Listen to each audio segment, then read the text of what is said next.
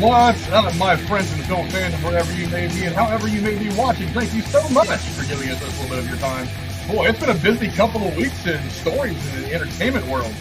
A lot of these stories are carryovers from last week, and I feel bad for talking about them so late.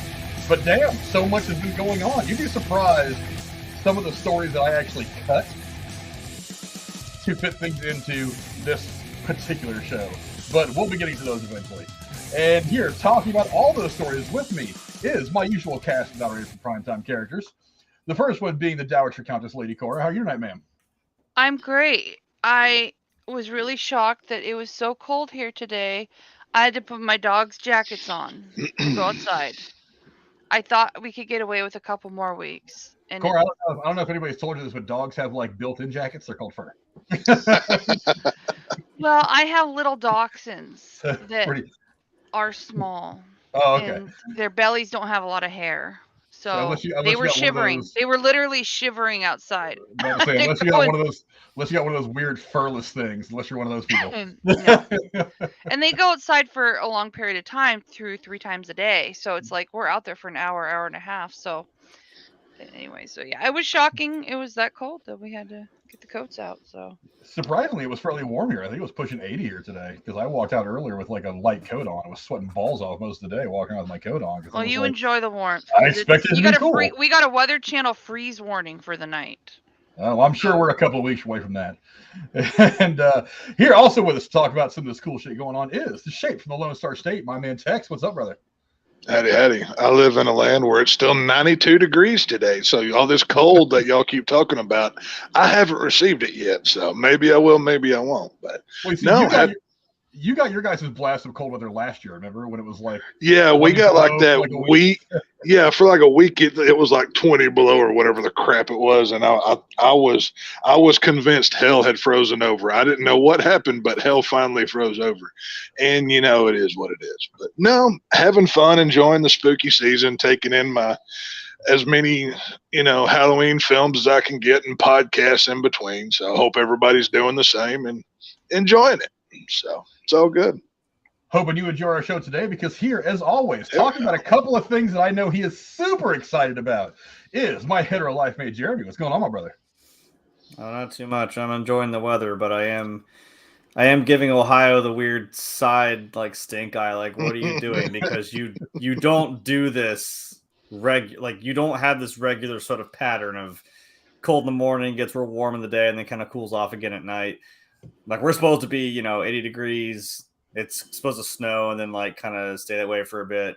Then jump back up to 90 again for no reason. Then it's just straight hell of cold.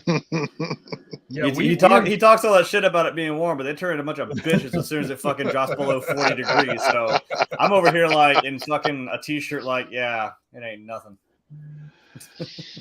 Yeah, we've said it 100 times, Jeremy. The weather here in this state is bipolar. It doesn't know what mood it wants to be in. It doesn't know what the hell it wants to do. It's not just a fun time. 1 minute to the next, you never know what you're gonna get. We know how to layer in this state because that's the only thing we can do.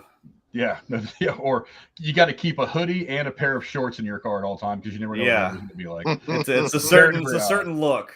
Yeah, I'm wearing UGG boots and I'm wrapped in a blanket. Just saying. Yeah, that's about right. But yeah, there's plenty to go into tonight. Again, a lot of stories that we would have talked about last week, but last week got so packed because of the weird filming schedule we had. But yeah, let's get into it right away as we've got plenty to talk about. We've got a couple of trailers to talk about first. Lady Cora, what's the first one we're going into tonight? Well, the first trailer for Nintendo's animated Super Mario Brothers movie is finally here as Chris Pratt brings a mustached Italian plumber to life. The trailer debuted during a Nintendo Direct video presentation on Thursday. Alongside Pratt as its central character, the Mario movie boasts a star-studded cast of Mushroom Kingdom characters, including Charlie Day as Luigi, Anya Taylor-Joy as Princess Peach, Seth Rogen as Donkey Kong, Jack Black as Bowser, Keegan-Michael Key as Toad, Fred Armisen as Cranky Kong, and Sebastian Maniscalco, as Spike. The film is scheduled to debut in April. Jeremy, what did you think of the first trailer for Mario Brothers? Well, it wasn't the 1993 cinematic masterpiece known as the Mario Brothers. So, which I will now officially say on air. I think we should do a retro review of that before we do this movie, because that'll be Why do you call it a masterpiece? Because I am super sarcastic and you completely because he's being ironically. Sorry, I'm cold. I can't. My senses aren't working. Yeah, I mean it's not hard to really be better than that. But I mean, to their credit, I don't know what you could have really done with that. I mean, this is probably the best route. I mean, they had like an animated thing in the 90s too for Mario, which kind of made more sense, but that kind of fell on the face as well. Honestly, you know what? I saw the little poster and it said Nintendo, along with Illumination Studios. I'm like, okay, you know what? It's actually Nintendo. It's actually Illumination. But I mean, like, I hate that it's like, oh, it has to be like, every one of these names on this cast list. I'm like, what happened to Charles Martinet? Why would you literally not pick the voice of Mario to do this movie? I don't get it. I don't know why it has to be Chris Pratt. Honestly, I was kind of blown away by the Bowser intro. That was kind of fucking cool. I didn't know that was, Jack Black. I was like, all right, cool. We got the little penguins that we totally didn't throw off the fucking top of the iceberg from Mario 64. So, yeah, Mario looked a little bit weird. It was a little off. I don't know what was really... His eyes seemed a little too small. It wasn't like Sonic the Hedgehog levels of bad, but like it was still good. It looks good, but I mean, it's Illumination Studios, which I don't doubt. But I swear to Christ, if I see one fucking minion in that movie, I'm walking out of the theater. It has nothing to do with it, but I swear if they put one in there, I'm leaving. Like, I don't care what the ending could be fucking fire. Literally. And I'm not going to watch it because a stupid ass minion had to walk his ass in there. I don't know why they put the rabbits in fucking Mario either. The little fucking rabbits, whatever they're called. But you know what? It's better than the 93 movie, so... Yeah, this trailer far exceeds that absolute gem that was the 1993 film. Tex, I don't know if you got a chance to see the trailer or not. If you did, what are some of your thoughts on the Mario movie coming out? I watched it about 30 minutes before we went live tonight. I enjoyed it. It didn't blow me away. It was about what I expected. I figured we would have got more Mario in it. Now, the one scene that really did excite me was that little Luigi part at the end where it looks like he's got ghosts in a mansion. Yes. That's the one thing I was like, ooh, can I see more of that, please? But I liked Bowser. I thought he looked cool. I didn't know that was Jack Black doing the voice either. I mean, he doesn't sound like Jack Black, whereas Mario's just Chris Pratt, and he's in every other movie because, I get it if he's physically acting in something and you can see him, it's a draw. But nobody's going to say, oh, we need to go see Mario because Chris Pratt is voicing a character. Nobody's going to say that. Let's be real. So why they didn't get the Mario dude, I don't really know. It doesn't make a lot of sense. But we're done now.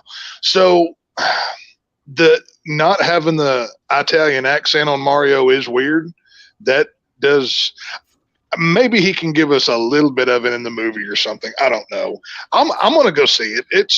I'm not a huge video game person, but I think everybody loves Mario and has played Mario at some point in your life, so I'll go check it out. Yeah, there's definitely a certain level of brand recognition that almost guarantees this movie a certain level of success. Right. I mean, it's Mario, man. Yeah, it's Mario. It's maybe, me not being the big video gamer here, I would obviously, defer to Jeremy for anything video game, but I mean, that's why I'm here. This is one of the top 5 video game characters ever. So, I mean, just the Mario name is going to be a draw. Maybe even the biggest video game character ever, depending on who you talk to. But I mean, there's going to be a certain amount of brand recognition that's going to draw a lot of people to theater. I don't know. Cora, did you get a chance to watch this trailer? What are your thoughts of it?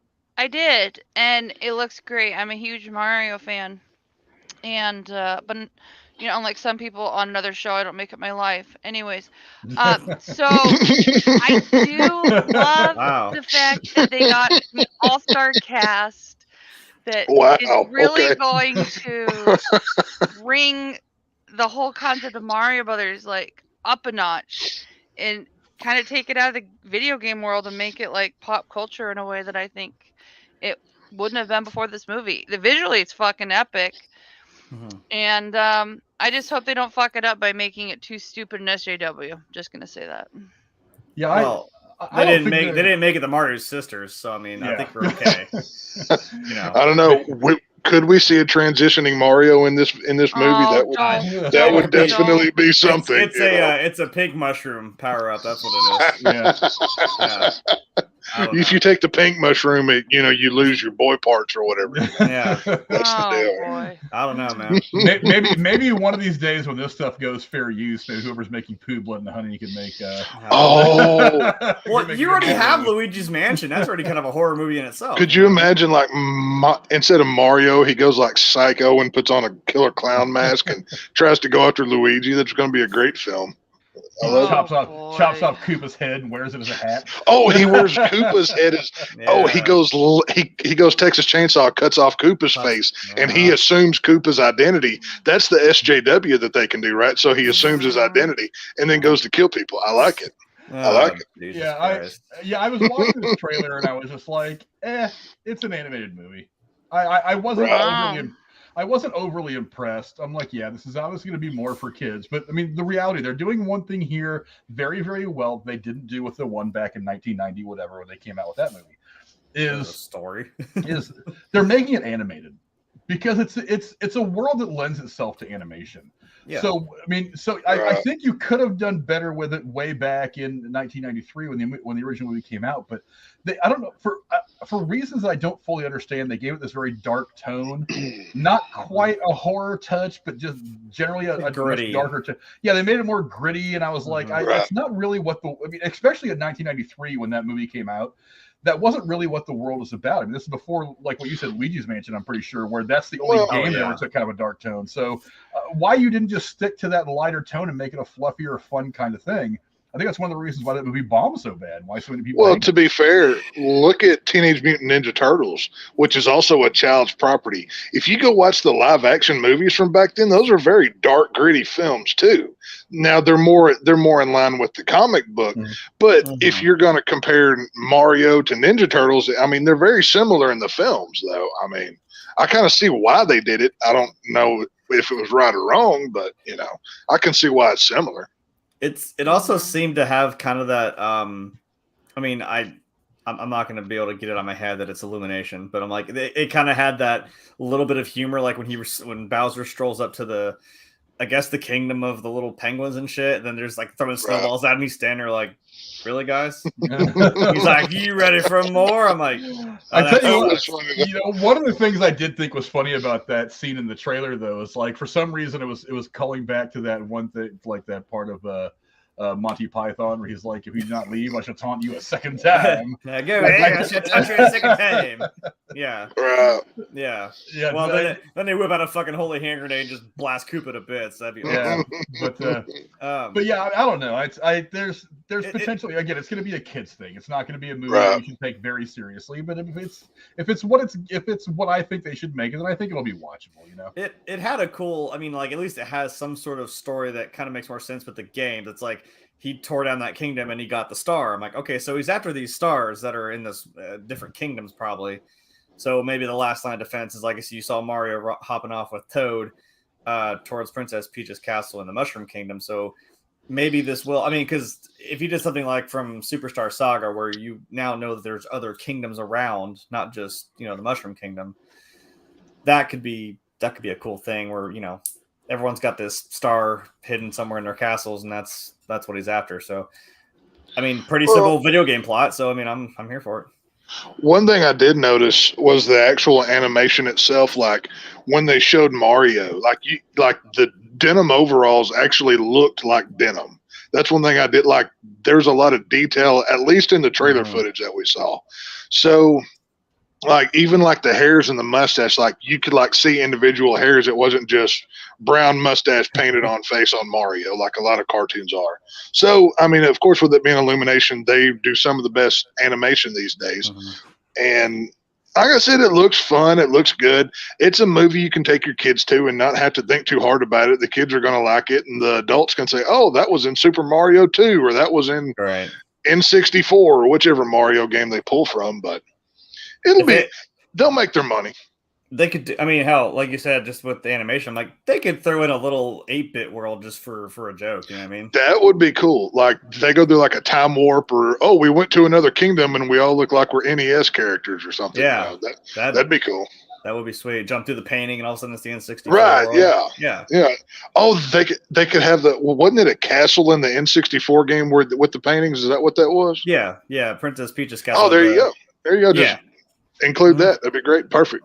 So you see, even Mario has a multiverse, Marvel. So suck it. You're not the only ones. So. Like I said, I think Superstar Saga is probably one of the cool. If no one's ever played it, play that game. It's probably one of the most interesting Mario and Luigi team up games I've ever played. Because again, you have the Bean Kingdom, you have the Mushroom Kingdom, and honestly, it does the T2 thing.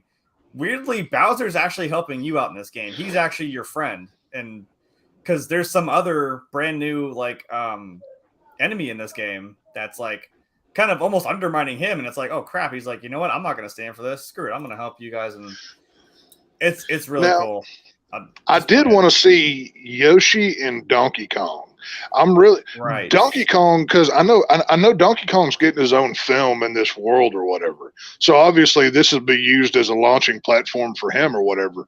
But how much are we going to get that stupid Seth Rogen laugh through the whole movie?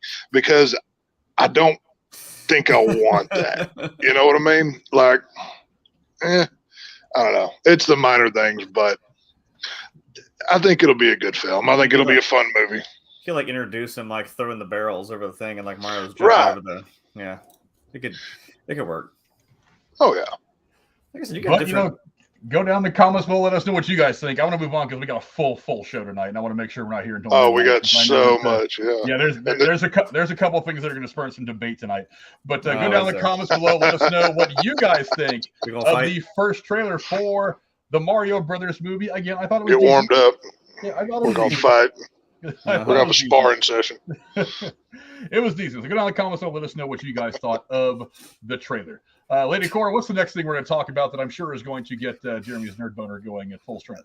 You want to do 2 in a row? You want to do 2 in a row on me? Holy crap! It's about a documentary about how great the '80s are and how bad the '90s were. It's gonna. Yeah.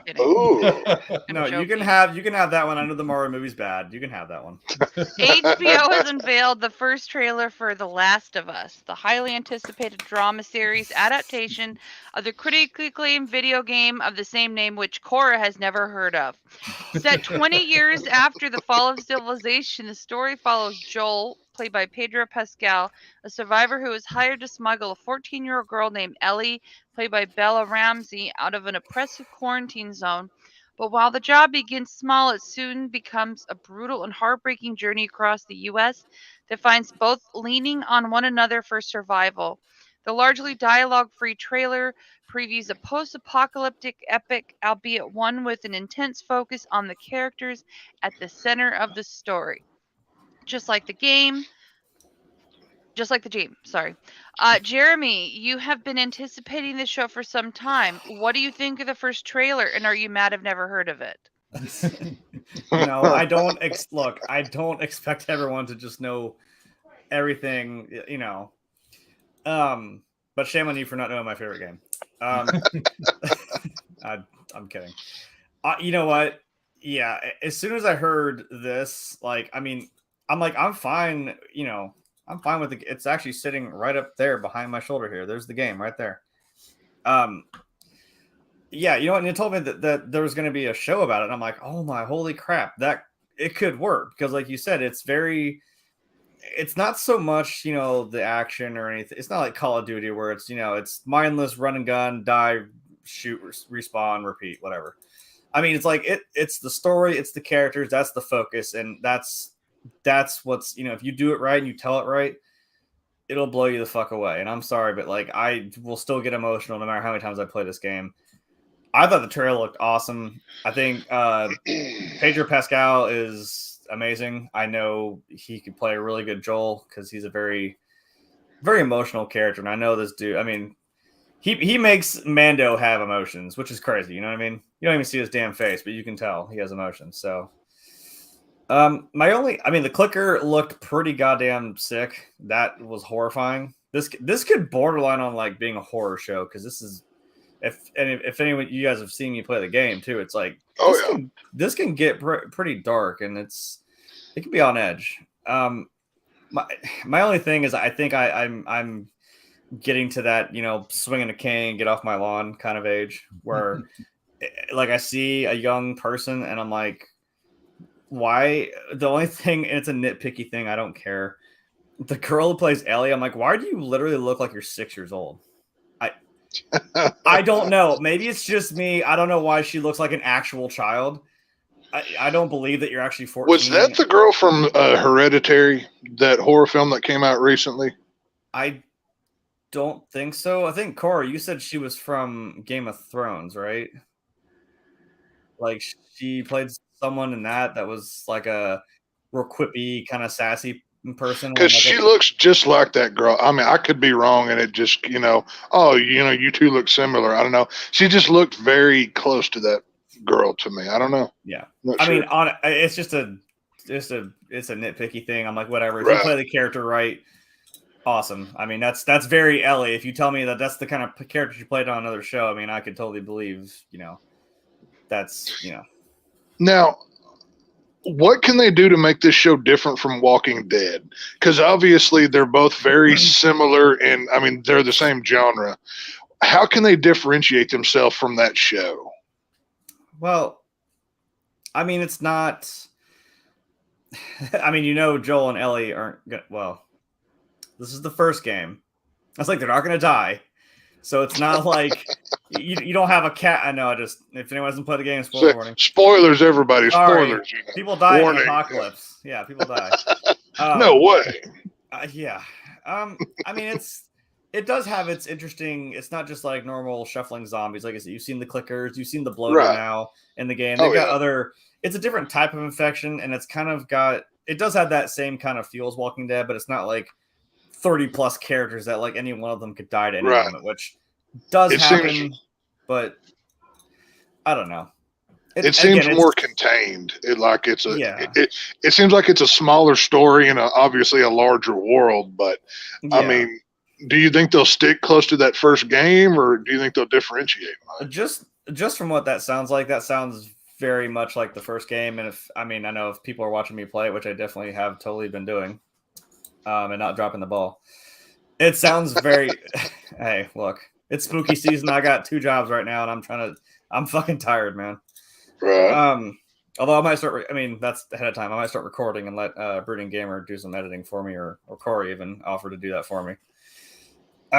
It sounds just like it because it becomes a whole trek across the U.S. to get Ellie to where she needs to be. Because as we even just saw from the first part, you get to where you're supposed to be, and those agents of the Fireflies are just dead, and you're like, "What do we do?"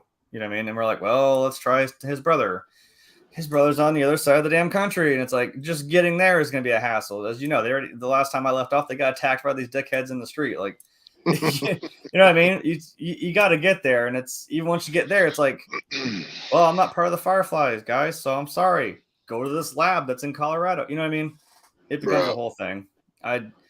There's bits that I'm going to be looking for. Like, I know the whole thing with the giraffe is going to be cool. I think the one part I saw Ellie was just like bloody as shit. I'm like, that is an intense moment from like the winter section, and I hope they show that because holy. Oh yeah, from when they're when they're in the snow on the bridge, right? Yeah, there's that was part of the darkest part of the game was the winter section. Right. I won't spoil it because holy shit, it's a moment, man. Yeah, she is. She was not in Hereditary. The biggest thing. Okay, that wasn't her. Okay. Thrones. Okay. She played Lyanna in Game of Thrones. She's been in The Worst Witch, I think it was a Disney thing. She had a small role in Judy, that biopic about Judy Garland that came out a couple of years ago. Okay. But, I thought the biggest thing she looks just like that girl. Though. I mean, they could be sisters. You know what I mean? It's crazy. I know what you're talking about. Yeah, I got the same face structure. I see what you're saying. Right. I'm excited. I think.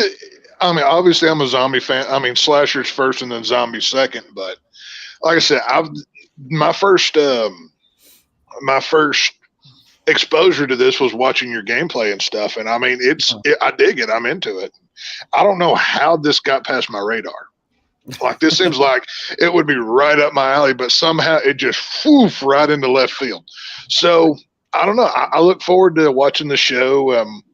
I'm not the biggest fan of Pedro Pascal. I watched him in Wonder Woman 84, and it kind of soured my taste on him a little bit, but I think that's more the movie, not him. At least that's how I'm going to take it. So, it looks good. It looks like it's produced well. I'm hoping that it's being on HBO Max, they don't water it down and kind of nerf the thing a little bit. I want it because that was always the holdback for Walking Dead was you can only do so much. And I mean, to be fair, they did quite a bit. I mean, you saw tigers eat people. So, but I'm going to check it out. I'm excited to do it, and it'll be a weekly watch for me, no doubt. So same. Hopefully I finish the game before then. I'll do my best. Yeah, Tech says something that comes to my mind as I'm thinking about this is what kind of legs does the whole post-apocalyptic world have? Right. In film? I mean, yeah, with all this crazy stuff going on in the world today, we almost feel like we're 5 seconds away from being a post-apocalyptic world. Yeah. In meat space in real time, but it's like, as far as movies are concerned, this is something that they've done off and on for probably 30 or 40 years, but they've really been hitting hard the last 15. So It's like, what can you do to keep this new and fresh? One of the things that kind of gives me a lot of good feelings about the trailer is that there wasn't a lot of dialogue. Maybe it was something they did aesthetically for the trailer, but I want this to be just a study and a good representation of these two characters dealing with a situation, and not.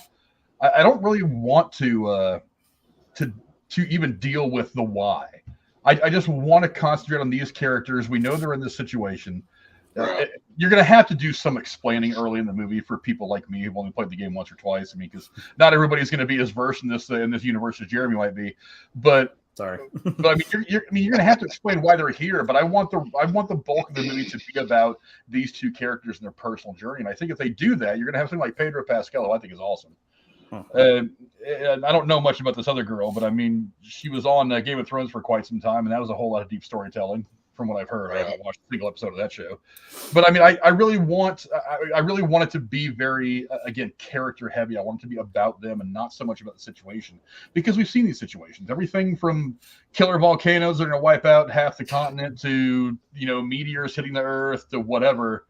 I mean, that's not as exciting anymore. I think we've all been kind of desensitized to that. I think we need to get back to the great character work. It is a very good, like I said, it's a very good story / character type thing. And I love their arc, because obviously they don't know each other at first, and they butt heads a little bit. And then I think, like I said, my favorite scene is we've seen it, and when I've played it, like, she keeps asking for a gun. He keeps saying, no, I'm not going to give you a gun. The moment where he finally kind of caves and he's just like, look, she's like, I'm trying to help. He's like, look, I understand that. So he gives, and he just hands her this gun. He says, all right, look, so here's what we're going to do. Like, I'm going to go down there. What I want you to do is watch my ass. You know what I mean? It's such a cool, you just see it come around, and like by the end, they're just, they're like this. So I did see, I don't know the actor's name. I always call him Ron Swanson because that's my favorite role of his. Oh, Nick Offerman. Nick Offerman, yeah. He's Bill, and you guys have seen Bill in the game. Do you not tell me that doesn't work? He's already my favorite character, and I've not even seen the show. There's no topping this guy. So Bill's pretty awesome. I can see that. when you see him come over with the shotgun right in your face, and then you're like, oh, Ron Swanson's about to shoot me, I'm okay with that. So it's like I said, I've already got my favorite character picked out. I can't wait to buy the action figure. I'm sure they'll make one. It's like I said, it looks like a quality.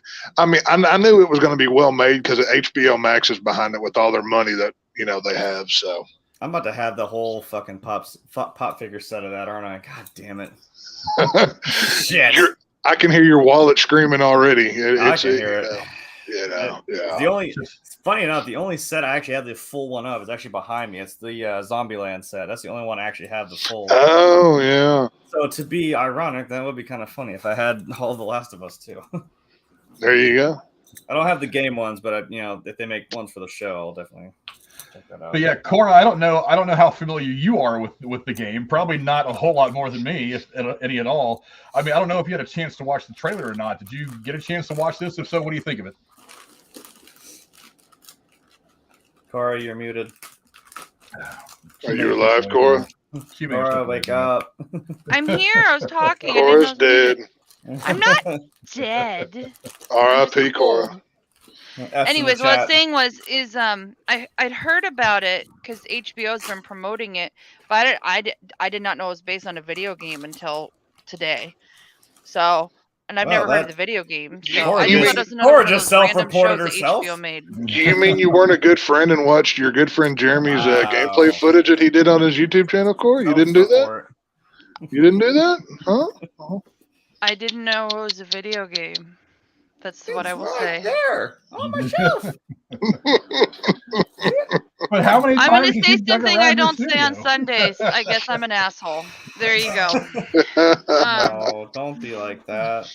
It's okay. So, it did look good though. Like I have to say, I'd heard about it and I thought in the back of my mind, I wonder if this is based on a book and I can read the book. No. Damn it. Game. Now, I will say, I did have one criticism, though. I mean, you see Joel in the game, and then you see Pedro Pascal. That dude can't grow a beard to save his life. Whatever he's working with there, like, maybe you get a fake one and throw it on there or something. That thing he's supposed to probably look scrappy, like the world's, like he can't, Joel does have a pretty, he's got a decent. He's not trying to get on a dating site and find a wife. No, but I'm just saying, it always bugs me when, like, they bring a character to life. I like, it's like, if he looks like this in the comic book, do your very best to do that in real life. And with all of the prosthetics, I don't know, I think I would have thrown a fake beard on old mutton chops, Pedro Pascal or whatever. But, just the minor criticisms. So it's all good. I have I actually have a box here if you want to do a quick unboxing later. Tex might like this one. It's a horror movie one I forgot I bought. Yeah, I like it already. But I'm interested in this. I mean, for one, it's Pedro Pascal. I really like him. Obviously, we're all big fans of The Mandalorian. Yes, but and look, it's not like he hasn't been a great actor in a couple different places. I actually liked the douchebagness of his character in Wonder Woman 1984. I did too. I think he played that Maxwell Lord pretty well. Yeah, he played that role pretty well, I thought. But and the guy's got a tremendous range and talent. So yeah, I'm all for it. And again, I want it to be a really deep character study instead of just another version of something like The Walking Dead or just some other version of like people wandering around this desolated wasteland and like the usual soap opera shit that they try to make. They try to make into non-soap opera like storylines. That's kind of what I want to see.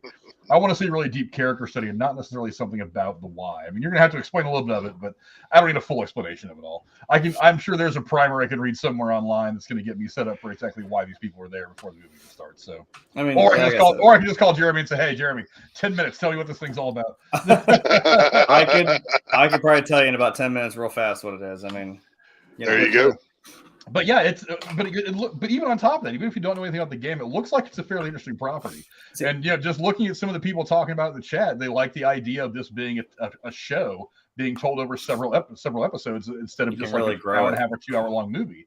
I think it might be able to to breathe a little bit more. It might be able to grow it into something a lot better than what you would in that time constraints of like a 2 hour long film. But I don't know. We'll see. Go down in the comments and let us know what you guys thought of the first trailer for The Last of Us, which is going to be on HBO. I forget exactly what the release date was on that. Do I have it in my notes? I think it says something about I have no HBO in early 2023. They haven't given an exact date. They just said early 2023. Okay, so I got to start busting on that game. Okay, gotcha. So yeah, you got about 3 months. You better hurry up. Yeah, I could do it. Let's see if Jeremy can grind that game out before I've done it. I've played that game so many damn times. I'm confident. But yes, moving on to the next topic. Lady Cora, what is that tonight? Well, I'm going to throw you a monkey wrench in here. I want to mention this real quick before I forget. Happy 60th anniversary to the James Bond movie series. Hey. And if you have Amazon Prime, all of 25 of the films are currently free for Prime members to watch. And they have a new documentary out all about the music of the films called The Sound of 007. And I think it's worth a watch. So I just want to throw that out there. All the Bond movies are worth a watch. Yeah, so had to throw that out there. And because of it, there were some interviews, and whoever, I don't know who the fuck he is, whoever he is in charge of casting and, deciding what comes next for Bond is, this guy came out and said flat out, the next Bond is going to be in his 30s. So all the people you've talked about as potentially being the next Bond who are older like Daniel Craig are off the table. We're all wrong. Yeah. How about Henry? How old is Henry Cavill? I think he'd make a good Bond. I don't know if he could pass for 30, but I don't want to throw Frank off too much. But I just want to throw that in before I forgot because I do love James Bond stuff. So. Well, there you go. Yeah. Sorry, Frank. You're all right. Go ahead. Okay. The next one I'm actually supposed to talk about, Alec Baldwin's Rust will resume filming in January 2023 following a settlement with the estate of Halyna Hutchins, the movie's cinematographer who was tragically killed in an on-set shooting incident last year. As reported by Deadline, Matthew Hutchins, husband of Halyna, said, "We have reached a settlement subject to court approval for our wrongful death case against the producers of Rust, including Alec Baldwin and Rust Productions, LLC. As part of that settlement, our case will be dismissed," end quote. Halyna died on October 21st, 2021, while filming Rust as a result of a fatal firearm accident. According to initial reports, a prop firearm was accidentally loaded with live ammunition, resulting in the death of Hutchins after the gun was handed to Baldwin, the film star. Frank, what do you think of completing the film after the accident? I got to be honest, I'm kind of torn on this because, I mean, it's from a storytelling standpoint, there's more people than just her and Alec Baldwin and the dumb armor who made the fatal mistake that are responsible for making this movie. There are hundreds of people who put their creative energy, their time into this thing to try to make even a B-rate low budget movie like this was going to be. I mean, they put a lot of time and effort and creativity into this project. I'd hate to see all that go for nothing because of this terrible accident. I mean, whatever your thoughts on the accident, who's responsible, who's not, I think that's kind of a different argument, but I'd hate to see all that work go to waste. The other part is, though, it's like we're not talking about a movie that a lot of people thought was going to be in contention for an Oscar. I mean, we're talking about a movie that was made for bus fare, essentially, compared to what most movies are made for these days. It's like, is it really that critical that we go and get this film finished? So now the one thing about this that kind of makes me say, just kind of throw up my hands and say, okay, whatever, if you want to film it, go ahead, is that the husband of Halyna Hutchinson has come out and said that he kind of wants this thing to come to fruition as a kind of a last homage to her work, because this is the last thing she worked on. He wants this to go out there to be completed kind of in her honor and her memory, and it's hard not to respect his wishes as well. I don't know. I'm kind of. Is he going to make money off it because she's had a part in it? Because that could be part of it too. Other than the settlement. Yes. Well, I mean, technically, I mean, my first guess, I'm not 100% sure, so don't quote me on this. This is a very unique situation. My first guess would be yes, because he's now getting a production credit. So any money that's going to be profits, he's going to get a cut of. The problem is, can this movie possibly turn a profit? Would you watch it? I can't say I would run right out to the theater to see this. Because for one, I don't really know much about the movie. I know roughly that it's based on some guy who was trying to live a quiet life and somebody messes with some daughter of someone he knows. So he kind of Rambos up and goes and stirs up some shit to help out somebody he's close to. That's not exactly a brand new storyline, especially for something set as a Western. I mean, it's basically the plot of the last Rambo movie, only it was set in the 1800s. It's hard for me to really get ginned up about anything that this movie has said it's going to give me. But at the same time, I mean, like I said, I do appreciate the work that these artists have put into getting this film made, and I would kind of like to be a part of honoring that. But I don't know. I have to think on this for a long, long time before I can come to any for sure decision. To be honest, I don't even know if this is going to be released in wide theatrical release anyway. I mean, this isn't like it's going to go to 4,000 or 5,000 theaters nationwide. This may only drop in New York and LA. this may drop only in like some of the art house places. I mean, there's a couple around here, but I mean, I honestly, from one moment to the next, I wouldn't know what movies are playing at any of these art houses around here. It's like, I mean, because most of the stuff I watch is playing at the bigger theaters, you know, the Regal, Cinemark, whatever. But I don't know. I'm kind of torn. I really want to honor the last bit of work that she put into her craft, and at the same time, I don't want to support the people that in one way or another I think are responsible for her dying. Tex, I don't know. What do you think, man? This whole situation's been kind of a cluster anyway. I got to be honest with you. If it wasn't for this murder happening, I would have never heard of this movie. I don't pay attention to Alec Baldwin. I don't care about anything that he does. So this would not have hit my radar. But all that being said, this is not the first film where somebody has died on set and they continued filming. I mean, Crow, Twilight Zone. There's other cursed films that tragedies happened on. I mean, Poltergeist, the little girl that played Carol Ann, Exorcist, another. I mean, there's a lot of cursed films that had major deaths happen while production was going on, and you kept going. You know, I would only want this film to keep going for the other people involved in it. Obviously, you know, the woman who passed away and her family, they get the sympathies the most, but we can't punish everybody else because Alec Baldwin's an idiot and killed somebody and paid to get away with it. I don't want that forgotten about because that's the moral of the story here. So, but as far as production of the movie goes, people may go watch it now just because it's infamous at this point. It's not going to be famous. It's infamous for what it's done. There is a certain amount of morbid curiosity to drive a few extra people in the theater. That was where I was going to go. I'm like that's where I'm going to go. I'm like, I don't want it to be, I mean, I don't know. Even without this, I was kind of, when this first surfaced, I was like, oh, okay, this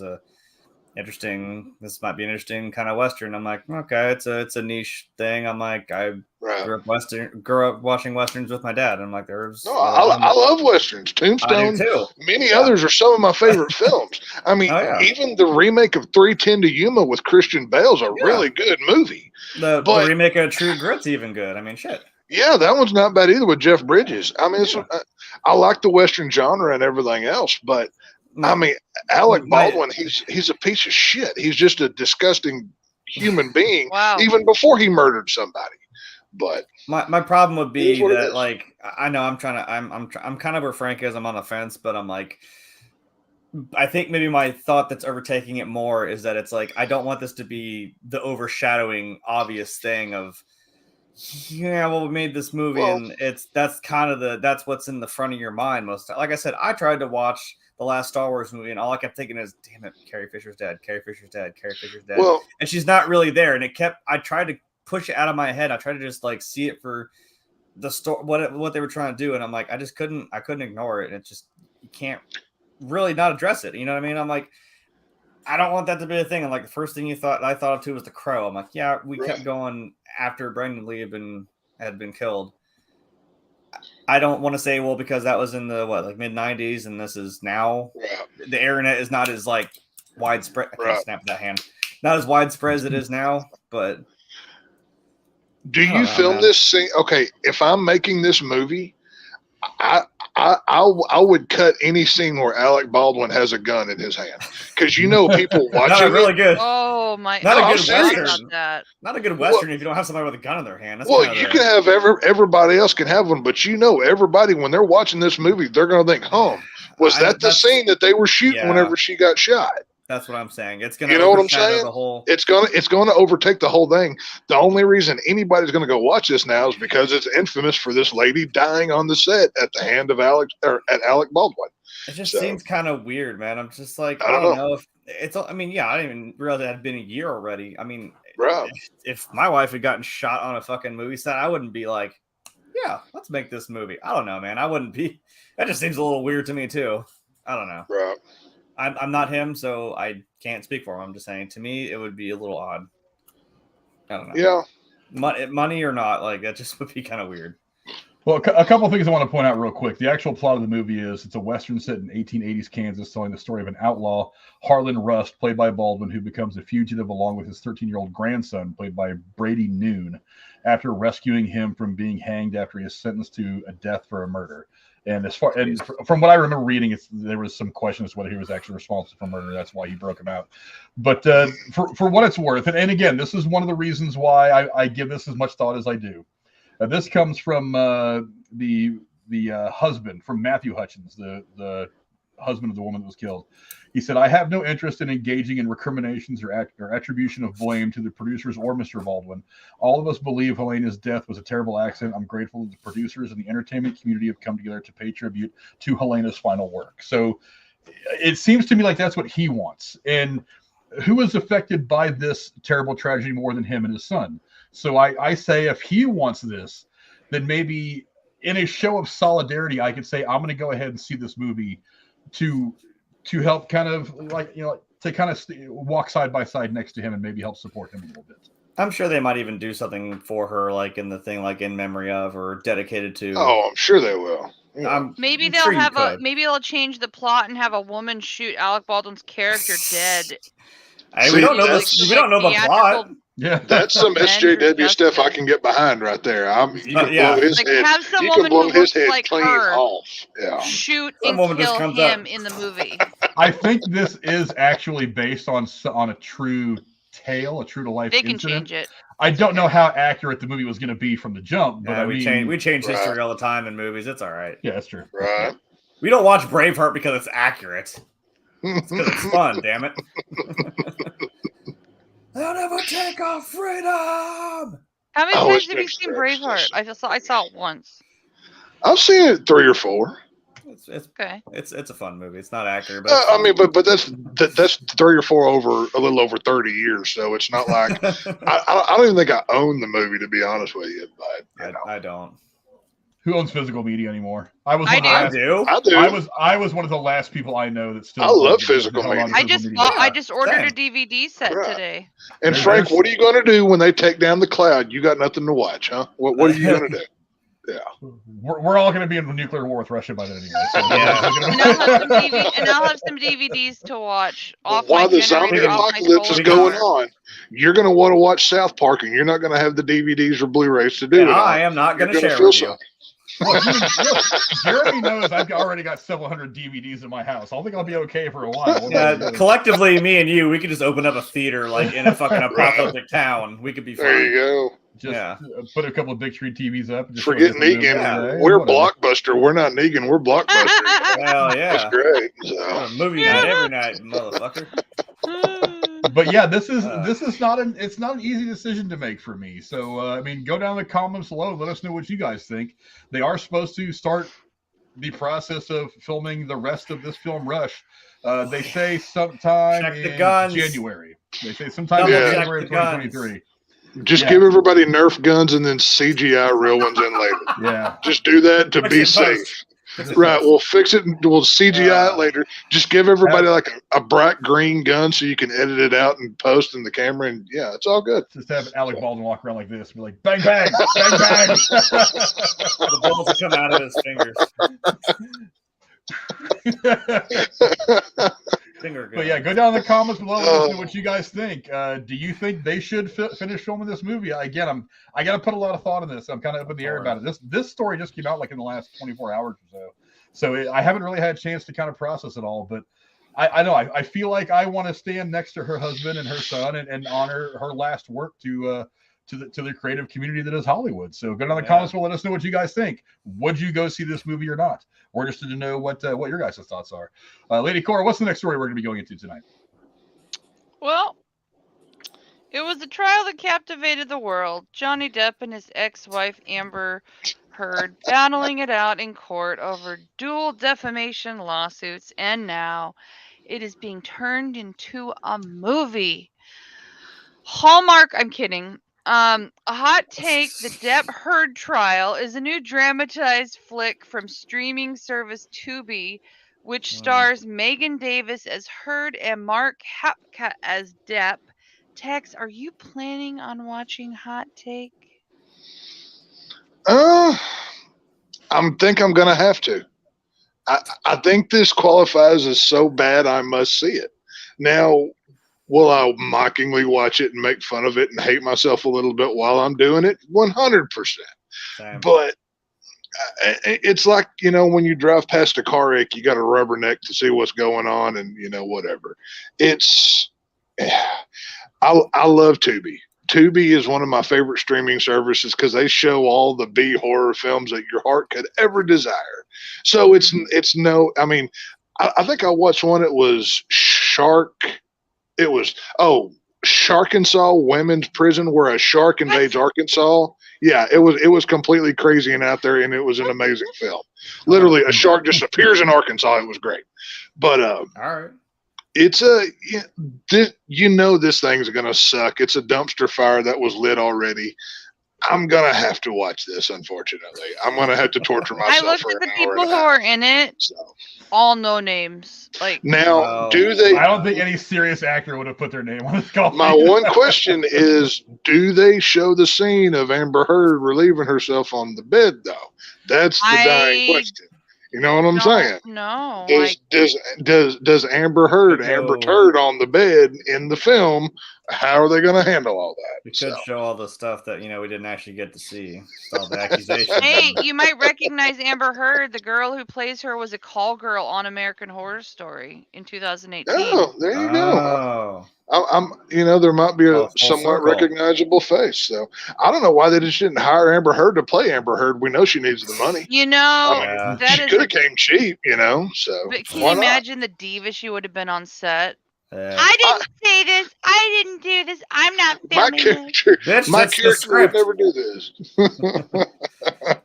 But yes, I'm going to watch it. I will do a review. If nobody else is willing to fall on that grenade, I'm willing to do it, even if I'm by myself. But I will check it out, unfortunately. Well, Jeremy, what do you think? Are you going to give this movie a try? I mean, didn't I not already just watch the whole trial? Do I need to fucking see a whole? I think I already watched and experienced this whole thing. I don't know if I need to really do it in movie form. And again, I know we said they don't have very many original ideas, but holy shit, are we just going to jump on this? That just ended this year. Good God. I mean, I don't know. You know what? If it could, I imagine it could also be a really, like I said, like Tex said, it could be a so bad it's good dumpster fire trash reality TV type crap, which it could be. I mean, but I don't know. Maybe it could at least give the whole and I'm gonna go the other way now. Give the whole message of look, this was a man that was abused by this woman. Right. So, you know what?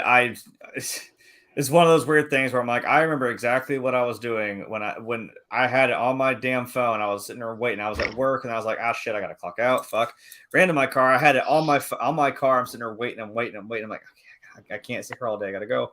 I'm just driving down the road when I finally heard it was just boom, yes. And I'm watching her face. I'm yeah, get fucked, you stupid bitch. And then I proceeded to probably blow out my speakers playing the Pirates of the Caribbean theme with the windows down all the way home. Because holy shit, that was a pretty awesome vicarious win. Because I'm not Johnny Depp. No one would take me seriously if I had said that, I'd also been abused by a woman, but there it is. I just said it on YouTube, whatever. It's a shame he didn't come out of the courtroom going, what's that line from Pirates of the Caribbean? Oh, you didn't catch Jack Sparrow this time, or something like that. You almost caught Captain Jack Sparrow. I would have totally done that as the best flex of all time. Be like, I win. But or you could have done that. The other really great giant. Well, she could have role played her Aquaman character and pretended to give birth at the table. No, he should have done the other great fucking Jack Sparrow line. He walks out of the courtroom. Did everybody see that? Because I will not be doing it again. That would have been the mic drop. He should have just came to court dressed like Jack Sparrow. Be like, yeah, I'm on the way to set. I didn't have time to change. I'm sorry, Judge. That would have. I mean, it was a show trial anyways. You might as well could have had fun with it. You know what I mean? Or shit, the one where he goes to launch himself over the ship. You're mad. Well, thank goodness for that. Because if I wasn't, this would probably never work. So many great lines you could use. That's a great line. Oh, that's fun. Yeah, I'm going to have to watch this, yeah. Yeah, I gotta be honest. I would much rather inject sulfuric acid into my own urethra than watch this movie. I might. I'm not gonna run to it, but I might watch it. We talked about this as it was going on, and I'm not gonna lie. I gave that whole trial any attention for two reasons. Number one is just a little bit of clickbait. I wanted some people to come watch the channel, and number two is I know Jeremy and Cora were very into it, so I wanted to let them just kind of like take the lead on it all. Because there was conversation to be had. But I mean, in reality, I was just like, what do I care? I mean, I watched every minute of it. Both these people were, I mean, I don't know them personally, so I can't say they're just terrible people. They were obviously not very good to one another. Well, you know what? And to me, the idea of one being worse to the other one than the other one was to them is something, but it's like, in the end, it doesn't absolve either one of them for what they did. So it's like, ultimately, why do I want either of them to win? Now, as the trial went on, I was like, it's pretty obvious this bitch Amber is way more shadier. But I was just like, let the law decide where this stuff's going to fall. And when it did, eventually, it fell the way it did. And I don't personally have any problem with the way the verdict came down. I'm sure Amber Heard would probably like to have a couple of do-overs. But I was just like, okay, now it's over. Let's move on. And then, of course, like, as the bodies were still warm, so to speak, is when they get this thing in front of the camera and start filming it. And I'm like, oh my God, but this is the exploitive nature of Hollywood, though. I mean, when the whole Me Too thing started, I've been saying, I was like, this has been the way Hollywood has worked since its inception. Why is anybody surprised that this is now all coming to light? This is how Hollywood acts. They will absolutely take one of their own, one of their, I mean, not most bankable stars. I mean, plenty of people have made more money than Johnny Depp, but one of their certainly most popular, certainly most critically acclaimed stars, and make him fodder for not just tabloids, but for TV movies and shit. This is what they do. So I'm not at all surprised this is there. I don't really want to support this thing. I can be 100% certain that it is not going to be 100% accurate. Now, if it were 50% accurate, I would be surprised. I would imagine it's not even going to be that. I imagine this is going to be a lot of made up bullshit. There's going to be a lot of things that were said in ways that they weren't said in court. They're going to make them sound more dramatic, or they're going to make them sound whatever. It's like this whole thing is just.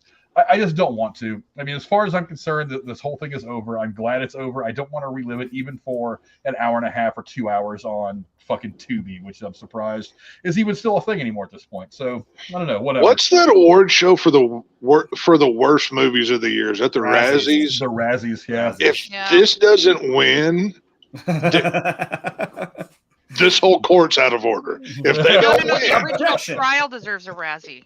Okay. Well, obviously, but if this movie specifically does not win, they just need to close the doors and never award anything ever again. Because they should have the writers from She-Hulk do it because they know how to write court scenes. You want to know why I watched the They wouldn't touch that shit with a fucking 10-foot pole because they wouldn't have the fucking balls to be like, oh wait, Johnny, a man won this trial against a woman. Yeah, they wouldn't have anything to do with that. I watched the trial because I wanted to see Amber Heard's best acting, and you got it when she was on the stand. Yeah, she deserves an Oscar for some of the shit she did in that trial. That's for damn sure. So I can say, I've seen her in Drive Angry and a few other films. She's not quality anything. So, yeah, bitch deserve what she got. So, good luck. I totally don't watch Zombieland again just to watch her get her neck cracked in fucking half. So I was gonna say, I love whenever he takes that toilet lid and just bashes her right in the face. That doesn't make me happy whatsoever, But hey, it's all good. To be honest, like a movie like Never Back Down, though, I do love that movie. She is in it, but it's kind of hilarious. I don't think I caught that one. She was the, I guess, main love interest, and it's kind of funny that it mirrors that a little bit, where it's like, hey, new kid, you should come to this party, and then there's this dickhead guy who beats people up, and then plot twist, that's my boyfriend. Like, I totally set you up because I'm a shitty person. I'm like, why are you even redeemable? I don't know. Whatever. She's hot, and she was the lead actress, so it's like obviously they have to get together, but I don't know. Yeah. I'm like, wow, that shadows a lot of things. It's a Hallmark movie, right? No. That's the whole thing of Hallmark movies. It's a hot girl who always gets the guy at the end. I guess, but I mean, like I said, the boyfriend's kind of a almost psychopathic maniac. So, there you go. So I don't know. It's irony if you watch that movie now with hindsight. Yeah, but go down in the comments and let us know what you guys think. The movie is out now on Tubi. It is called Hot Take: The Depp Heard Trial, and it's out. It's out now on Tubi. And I gotta say, it is. Didn't we just talk about this like 2 weeks ago? It is. Yeah, that's how fast they threw this. I tell you what. I will watch it before next Thursday. I will for the show, for my love of the show, I will fall on this sword and do like a 2-minute. I'll do like a 2-minute review on it next week. That's the most I'm willing to give it. I don't know if I want to dogpile with you on top of that sword or that grenade. What are you talking about? I'm not expecting anybody else to join me on this suicide mission. I know what I'm walking into, but I'll make you some sandwiches you can take with you on the road. I will, I may be heavily, under the influence, but that's my whole prerogative. But it'll be immersive. I will suffer for the show's sake to give fodder to make fun of this thing. So Texas is gonna throw the fucking liquor bottle at his finger to cut it off. Be like, yeah, I feel it. I can feel it. I'll come on next week with a bandage on my finger or something. It'll be great. Oh no. Oh boy. I can see it now. Tex would be like, I watched this movie, crazy thing. I watched this movie, went to bed, and there was shit on my pillow. I don't understand it. Hey, he had a pet rabbit. It could be rabbit. Hey, I will make sure. I'm not even going to watch this thing at my house, so I know nobody's messing with my bed. So it's all good. So tune in next week, and I'll give you a breakdown. So go down in the comments and let us know. Are you guys going to bother with this movie? It's getting destroyed by critics right now. Like it's getting the kind of reviews that Cats got when it came out. Like they're just like, oh God, this is awful. This movie is just kind of awful. So go down and let us know if you guys are going to give this movie a try or whether you think it's going to be worth it or not. Personally, like I said, I'm not going to bother. If I get stupid bored the next week and I feel like I have to watch something, then maybe I'll jump on Tubi if I even have that app and give it a watch. It's gonna be like Wednesday. It's gonna be a slow news week. To be fair, like, God damn it, I gotta watch this movie. I am in the middle of my scare-a-thon. It is October, and this might be the scariest movie I'll watch all month. It could be. It does fit, so theme-wise, it goes. It's okay. So we got in the comments. But let us know what you guys think about whatever the hell the name of this movie is. Hot take. I forgot. That's how unnervable it is. Hot take. Before we go to the last 3 stories, though, Jeremy's apparently got a small unboxing. We may as well squeeze that in now. Jeremy, what did you get? What addition to the pop figures collection? Let's see. Yeah. All right. Well, I thought this was it was pre-ordered. I didn't expect it to come this fast, so that's kind of cool.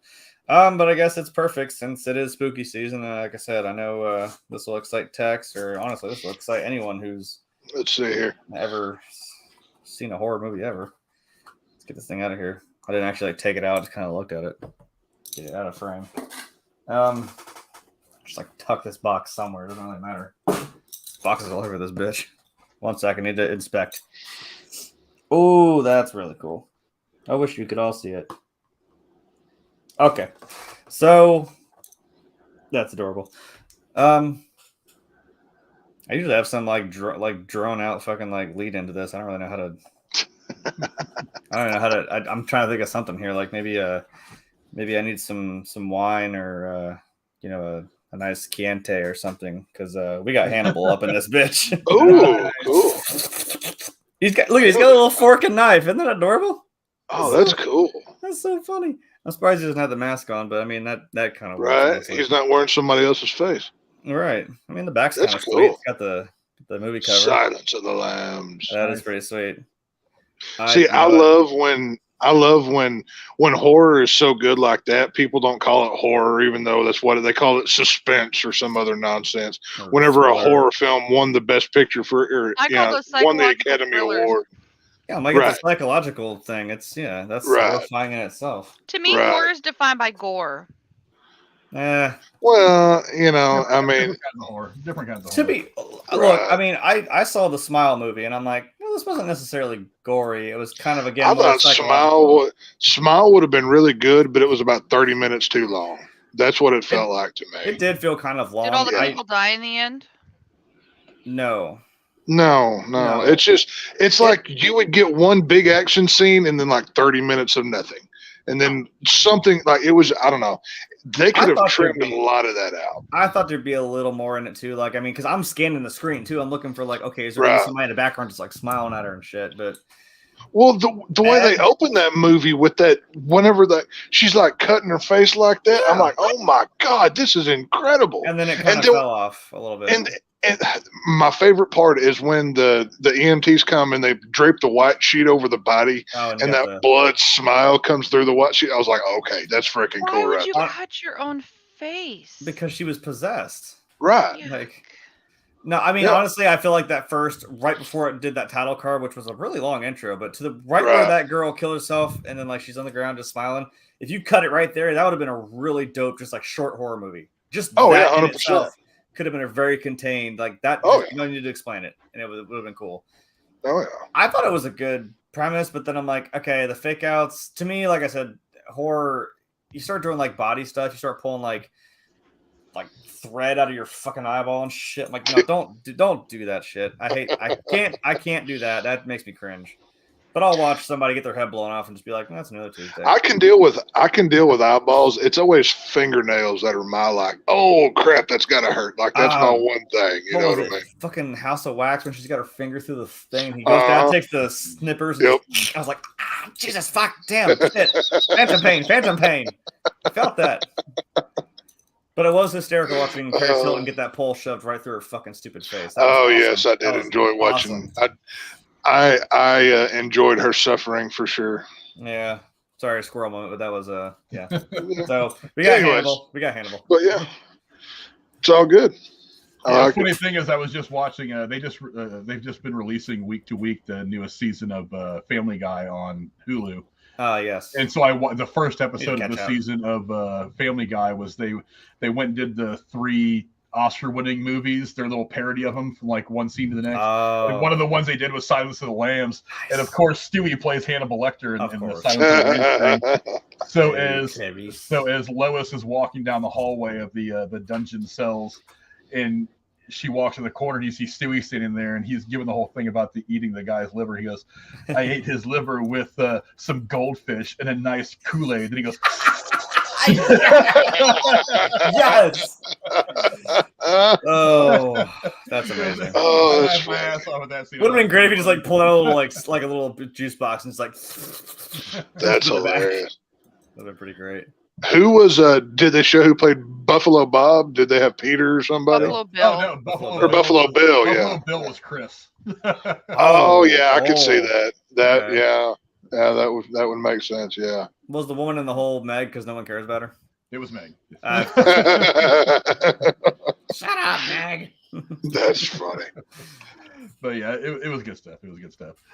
But Lady Cora, what's the next topic we'll be going into tonight?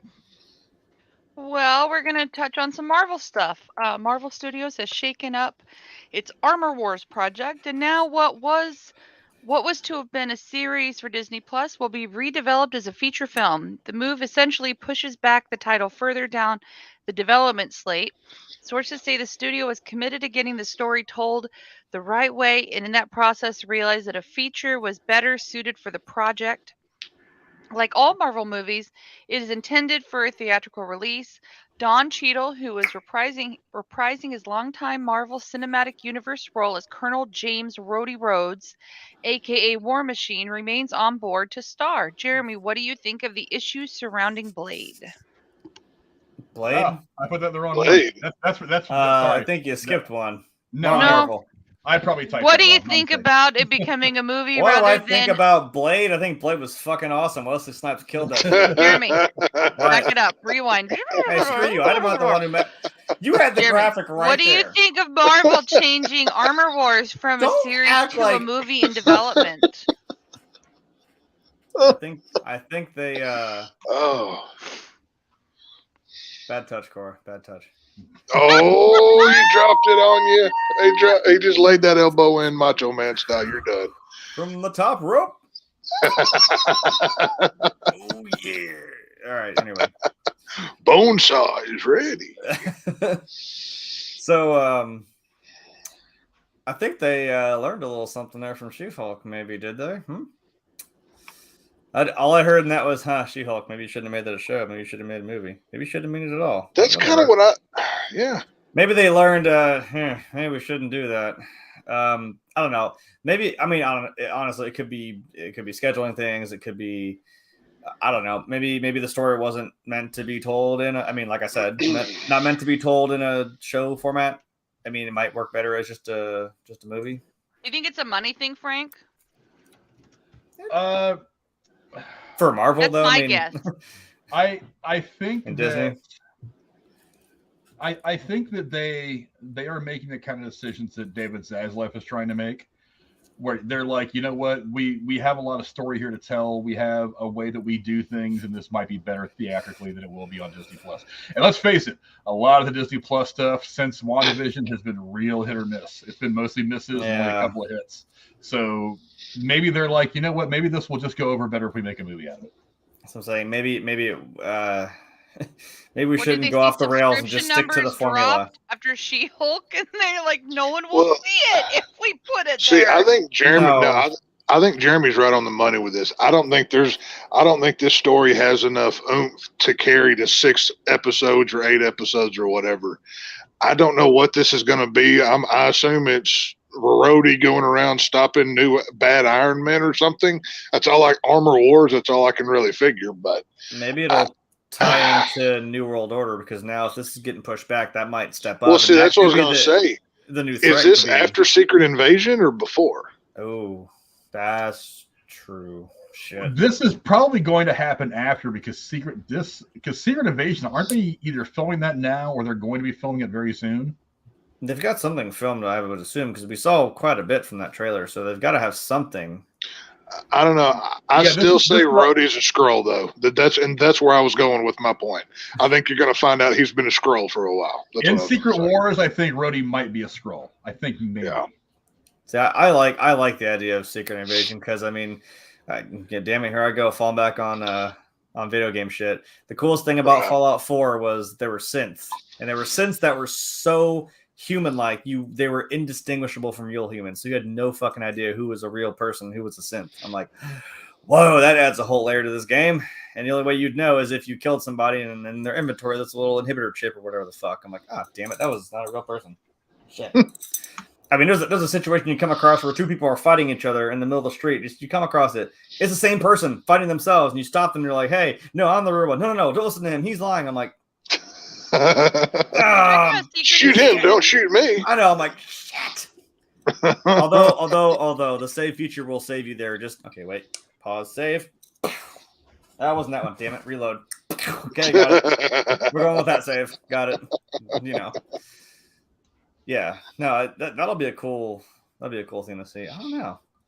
That might open, see, because I'm trying to wonder where in the hell I almost said season 4. Where phase. Is this phase 4 now? I don't even fucking know anymore.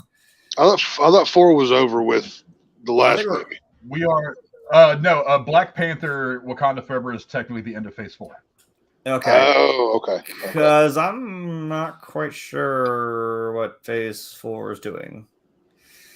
I mean, neither are we. I'm just saying it had no motivation. It seemed like it was doing multiverse stuff, because I'm like with Loki and then with Well, wasn't it called the Multiverse Saga this phase or something? Yeah, and you had Multiverse of Madness, and like I said, you had Loki. I don't know that Marvel has actually come out and officially called this the Multiverse Saga. I think that was something the media spread around, and Marvel didn't commit to that title or that thing either way.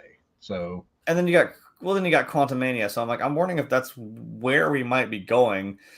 But honestly, I don't really know. I couldn't tell you. I mean, Black Panther seems like it's kind of the picking up the pieces from the last movie, or maybe a lot of it seems to be dealing with the aftermath of the snap. So I don't know. If Secret Invasion is kind of the next big thing, I mean, hey, that could be fun. I mean, I would hate for that to be just kind of a one-off. But if you leave that out there, that there might still be some more Skrulls or someone hiding as, some Invasion of the Body Snatchers type shit. Well, I looked it up. Secret Invasion wrapped filming in April. So, damn. and it was all in England except for some stuff in Georgia. Okay. So they wrapped filming mid-April. They were filming off and on for a year. I mean, I guess the next thing we're gonna see is Black Panther. Yes, in November. So Shouldn't it be called Black Pantheress? all right. It depends on No, who's it'll going to be be- wearing the Black Panther mantle when it's all No, over. but well, we have to go this route. It has to be called She Panther now. It'll be called Black. It'll be called Black Panther 2: The Virtue Signal Edition. That's what the movie's at. That's the working title of the film. They just didn't want to tell you about it. Boy. I have a. White Power Ranger. I do want to point out Casey's use of hashtags real quick. He says the Queen was a reptilian and a Skrull at the same time. Oh, good one, Casey. But to Bravo. correct you, Casey, it's not a scroll, it's a scroll. And you know Casey's an idiot, so we let him stay. I'm sorry, I'm allergic to idiot words tonight. I didn't understand any of that. Yeah, It came out of Casey's mouth, so it's all right. It's a scroll, Skrull, not a scroll. You stupid scrub. Scrub is S-C-R-U-B. Scrub. if you have it, Casey. Today's letter brought to you by. Yeah, word of the day is Everyone go unsubscribe from Casey's channel. Oh, Dumb fuck. No, word of the they day need to go subscribe first. Damn. Subscribe to Casey. Get his count up really high for like a day till he's getting really till he feels really good about himself, and then just kick the table out from under, just wipe him out. That's back what to things that matter that have nothing to do with Casey. Well, hang on, Cora. To be fair, that little comment about Mario consuming somebody's lives at the beginning of the show, I think I know who that was directed. I wasn't talking about. I didn't say names. Yeah, but okay, all right, sure. Wasn't saying. That touch text. But yeah, basically the plot line of Armor Wars, it actually hails from a celebrated storyline that was published in the Iron Man comics in 1987 and 1988. It tackled the idea of the highly advanced technology of Iron Man falling into the wrong hands, which it kind of already has in the MCU. I mean, you had Iron Man 2. The live action series was seen as a way to showcase multiple types of armor, which they've already kind of done that already too. That whole thing in Iron Man 3 where like all the armors that are under like Tony's AI remote control or whatever it is, all kind of swarm in and they all help defeat what's his name at the end of the movie? It's like, didn't they do that? Fake Mandarin or whatever he was? Yeah. No, not fake Mandarin, the one who was behind it all. But I mean, you kind of get a look at like what I think was the deep space suit, like the black and yellow one.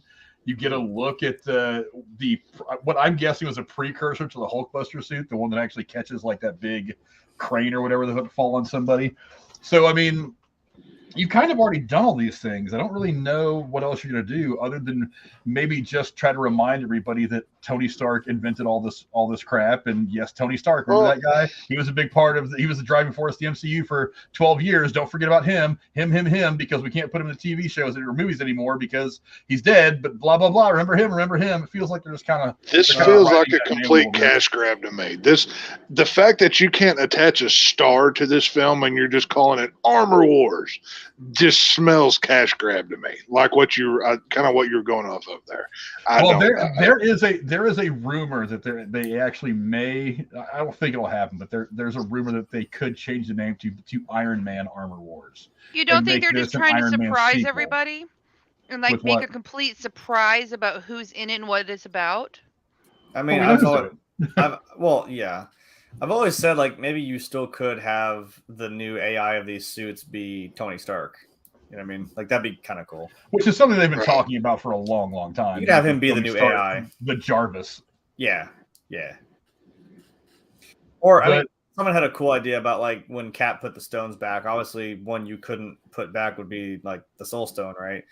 So who would be in the Soul Stone? It'd be like everyone who's passed away. So I'm like, you could still have Tony Stark. You can still have him there. You can have Natasha. Right. Because now that Steve is the protector and the owner of the Soul Stone, whoever has that controls the souls that are within it. So I'm like, yeah, you could. And I know Frank absolutely loves comic books whenever they try to bring someone back because that's just how comic books work. The Marvel Cinematic Space Universe. Aren't they in the drawer of all the people who work at the TVA? Well, no, those are other Infinity. I think those are just Infinity Stones, period. I don't know how the actual ones would have gotten there because Steve put them back unless they somehow got their hands on it. I don't fucking know. Well, remember the TVA exists outside of any timeline, so that's Well, the and way they they also- explained it in the show. So. Well, and they also said like, well, why have we never heard of this? Well, because you didn't need to. I'm like, don't fucking say that to me. I'm like, that's the dumbest. It's almost clever enough to where I'm like, I'm not really mad, but I'm kind of mad that you're like, why have I never heard of this? Because you didn't need to yet. I'm like, yeah, okay, all right, whatever. It's there. I don't care. Loki's still like the best show, but whatever. Yeah, but I don't think this is a cash grab. I mean, because Armor Wars, like you said, it was a big storyline in the comics. I mean, not unlike at the Adamantium Agenda, which is one that I've really wanted to read. I kind of know the basic plot of that comic book, but I kind of want to get those books to read that series. But I mean, yeah, this was a hugely successful comic book run, and You have a bunny. it seems like he does have a bunny. Yes, I do. Yes. It is a name is very Charlie. successful storyline. So I don't think it's a money grab necessarily. I think it's them taking a very popular storyline and saying, I'm gonna go ahead and put this on camera and fit it into the universe that we've built here for all these characters. So I don't think it's a money grab. I think they've made a conscious decision to try to attack the story. And I think it's got a lot of potential. I just don't know what they could possibly do with it. You know what I mean? I don't know. I Like I think said, Nick Fury it feels needs to like show cash up grab. somewhere. Well, he's showing up in Secret Invasion, Yeah. so he's coming back. I know they could make a whole thing about White Vision. Everybody wants that. Who shared? I posted Yes. an article that said he was in it. Yes. He's supposed to finally be goddamn coming back. Right. God. Technically, I mean, hang on. Didn't Iron Man create Vision though? Well, he was the Jarvis AI, right? No, technically speaking, Ultron created Ultron. Vision. He just didn't have. Oh, wait, he created Ultron. Yeah. Okay, He never didn't mind. have- He didn't have a chance to download his consciousness into Ultron. Uh, Tony beat yeah. the punch by putting okay. Jarvis in him, and that's how I he could have became swore the that Iron hero. Man created Vision. I don't know. In a Or roundabout he was like the way. doctor. And My Marvel's not extensive as other things, but it's all good. In a Vision's kind roundabout of way, like he Frankenstein. It's kind of like a bunch Right. of pieces put together. did. Kind of. But yeah, I don't know. I'm actually very excited they're upgrading this to a theatrical thing, because one of my problems with some of the stuff they've been putting on Disney Plus is it's kind of the Marvel stuff anyway. It's taken a while to kind of realize itself, and I feel like some of this stuff would probably just be better off telling a 2-hour long movie. I think Again, it I could be a don't know little where more. the hell we're going. Yeah, it could be a little. Yeah, and that's the other thing is we have no idea where the MCU is headed at this point. I mean, we have ideas, and I'm sure we're going to get a lot of direction in Wakanda Forever when it comes out next month.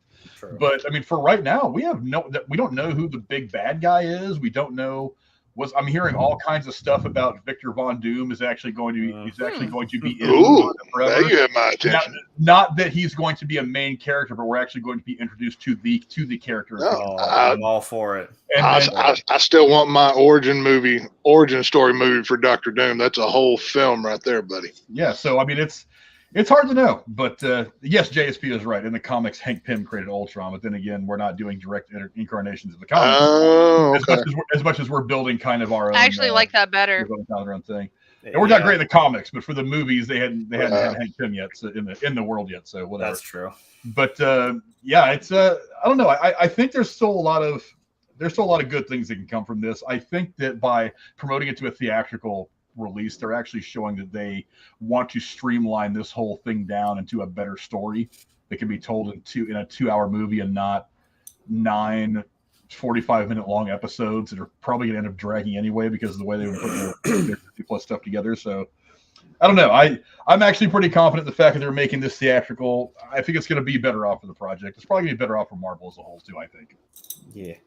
But go down in the comments below, let us know what you guys think. Armor Wars is now moving from a Disney Plus series to a full theatrical release with a release date yet to be determined, but it's probably going to get pushed back at least a year or more, I would imagine, because they were just going to start. I'm going to guess 2024, Cora. Do you think that's what it's going to come out? 2024 is going to come around and I go, fuck, I've been a lot of shit to watch this year. It's like, can you spread this shit out just a little bit? I've only got so many hours in the day. Right. And I just challenged myself. I ordered all 17 seasons of Dallas, And I'm going to watch an episode or 2 a week, and I did the math. There's 400 episodes. I don't know how long. I can hear the theme song in my head right now. Of what? Dallas. Dallas. Okay. I'm getting flashbacks from childhood. I can hear it right now. I'm hoping by 2024 I'll be done with Dallas. Jesus, well, good luck. Can you watch 5 episodes a day? Oh God, no. And I mean every day without taking a day off. Yeah, right. I actually had a calculator out. Was trying to figure out how many weeks it would take me to get through it with 400 episodes. I can eliminate like the middle 2 seasons. Just tell you who shot JR. I've seen it all before, but I just want to watch it again. Well, let's see. There's 400 episodes, 365 in a year.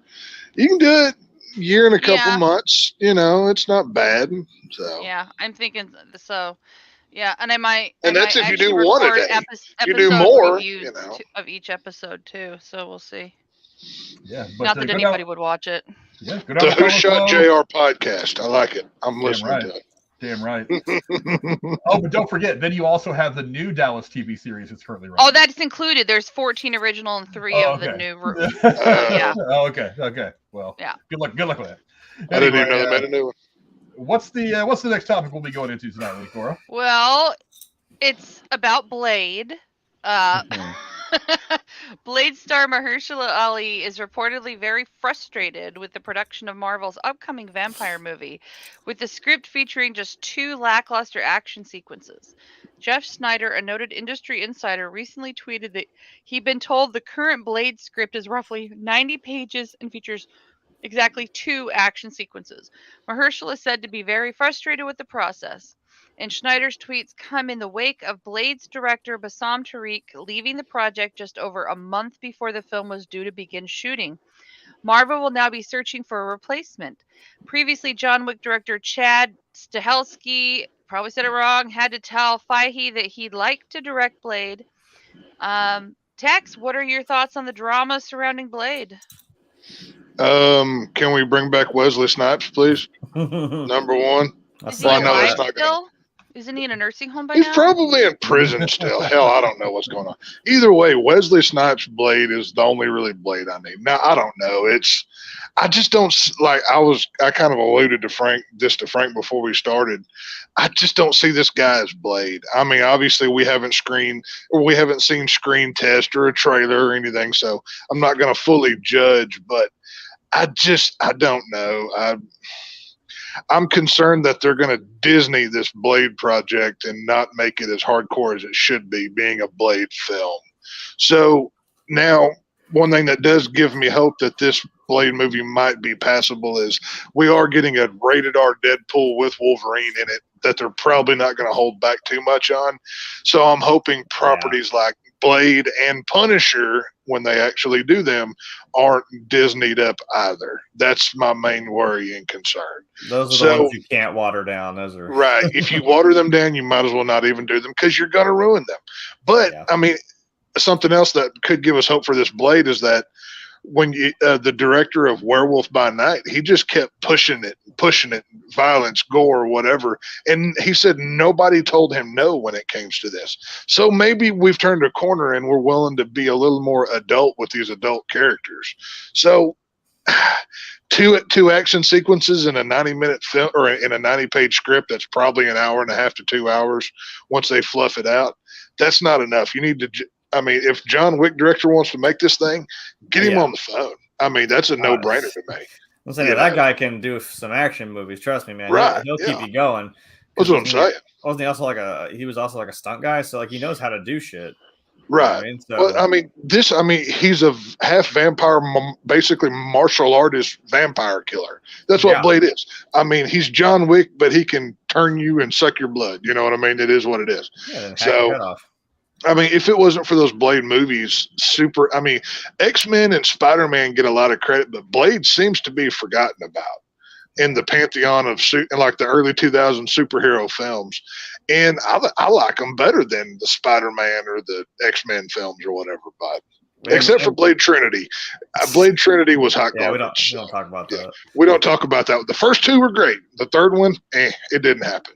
Well, we also had Fantastic Four in the early 2000s, and that was kind of So.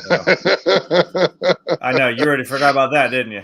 Yeah. Well, the only scene I try to remember is Jessica Alba in her underwear. Other than that, I don't care. We know what that was for. That was right. You know, that's for a particular audience. Besides that, we try to forget those films. But this new Blade,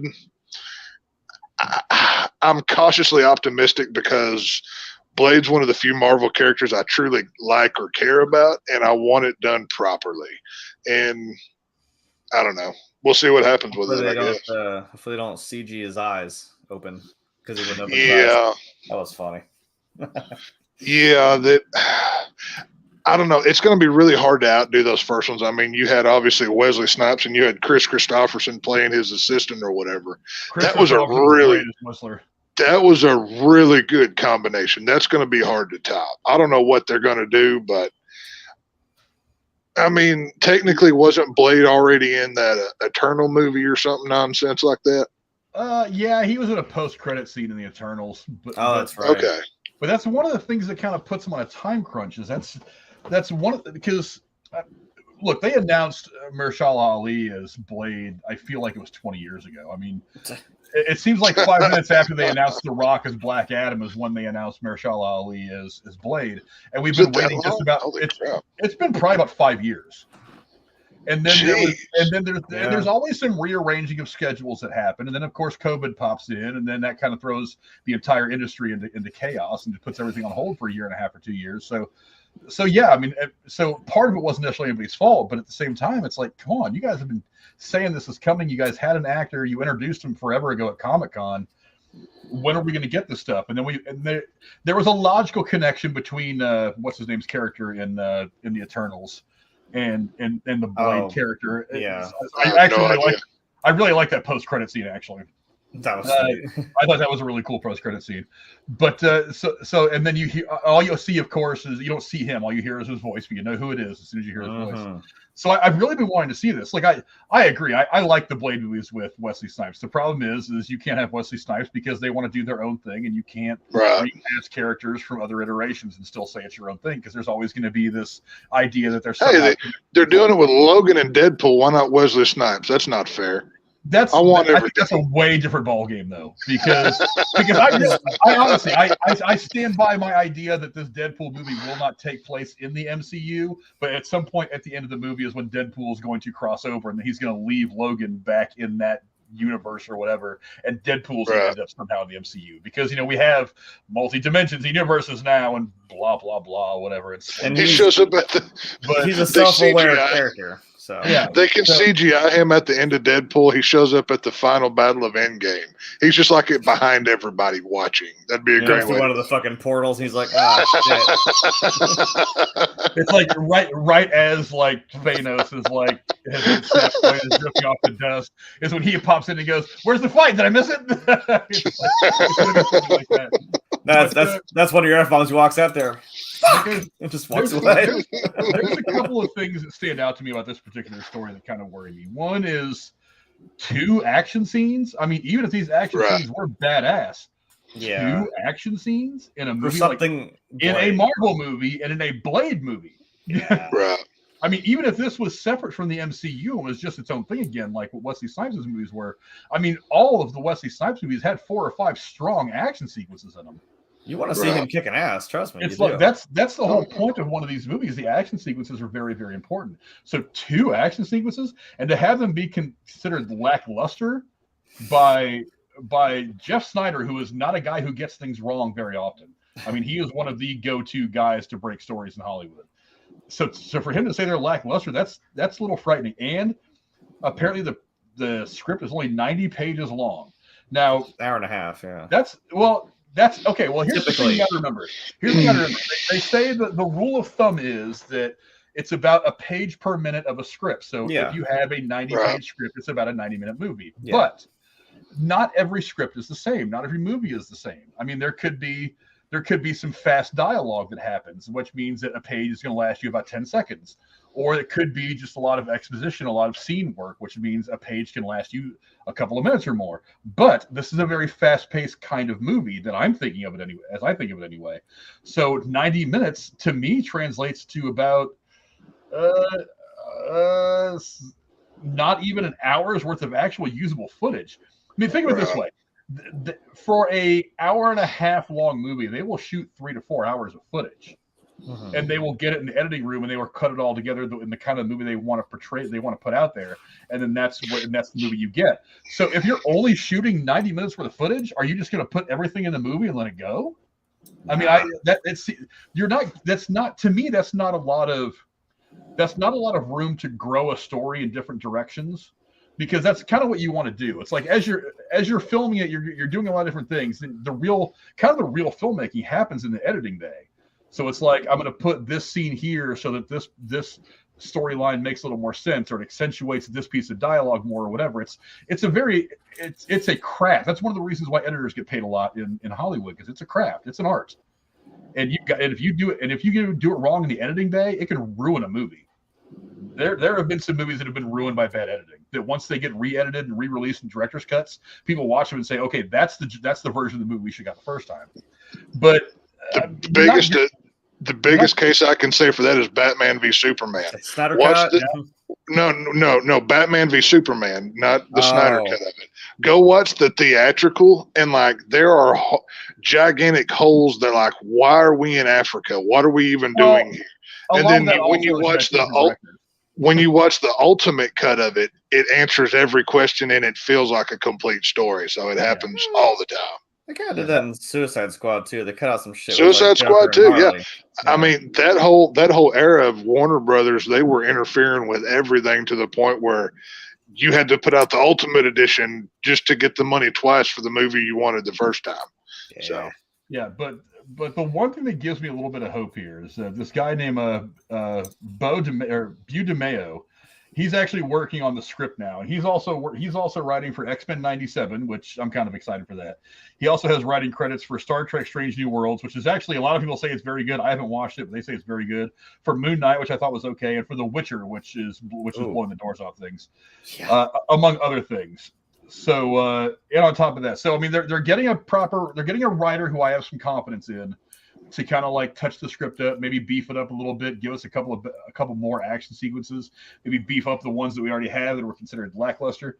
But there's also another question that, and I've been worrying about this since Disney bought Lucasfilm and Marvel and everybody's souls and whatever else they own, is I think Kevin Feige might be hitting the point where he's getting spread a little thin. Because I have a real problem with saturating the market with anything, and I think we talked about this a while back when it came to Star Wars.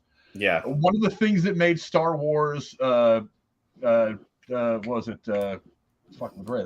The first new trilogy. Why am I drawing a blank? About the Force Awakens. Force Awakens. Oh, okay. One of the things that made the Force Awakens a big deal is that's the Star Wars movie we thought we were never going to get. We honestly thought that after the prequels came out that we would never see another original Star Wars property ever again, especially surrounding Luke, Leia, and Han. We never thought we'd see that again.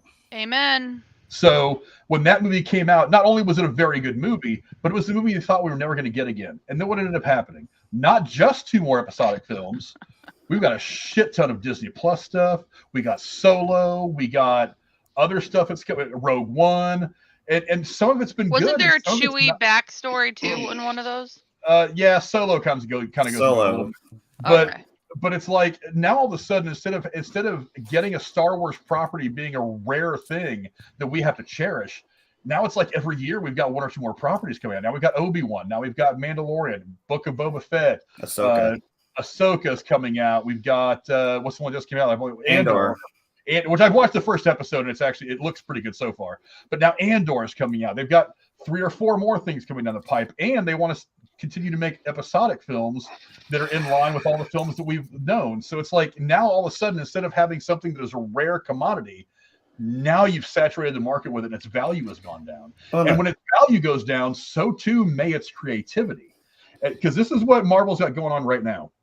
There are currently 14 Marvel films and 15 different Disney Plus TV shows in varying stages of development.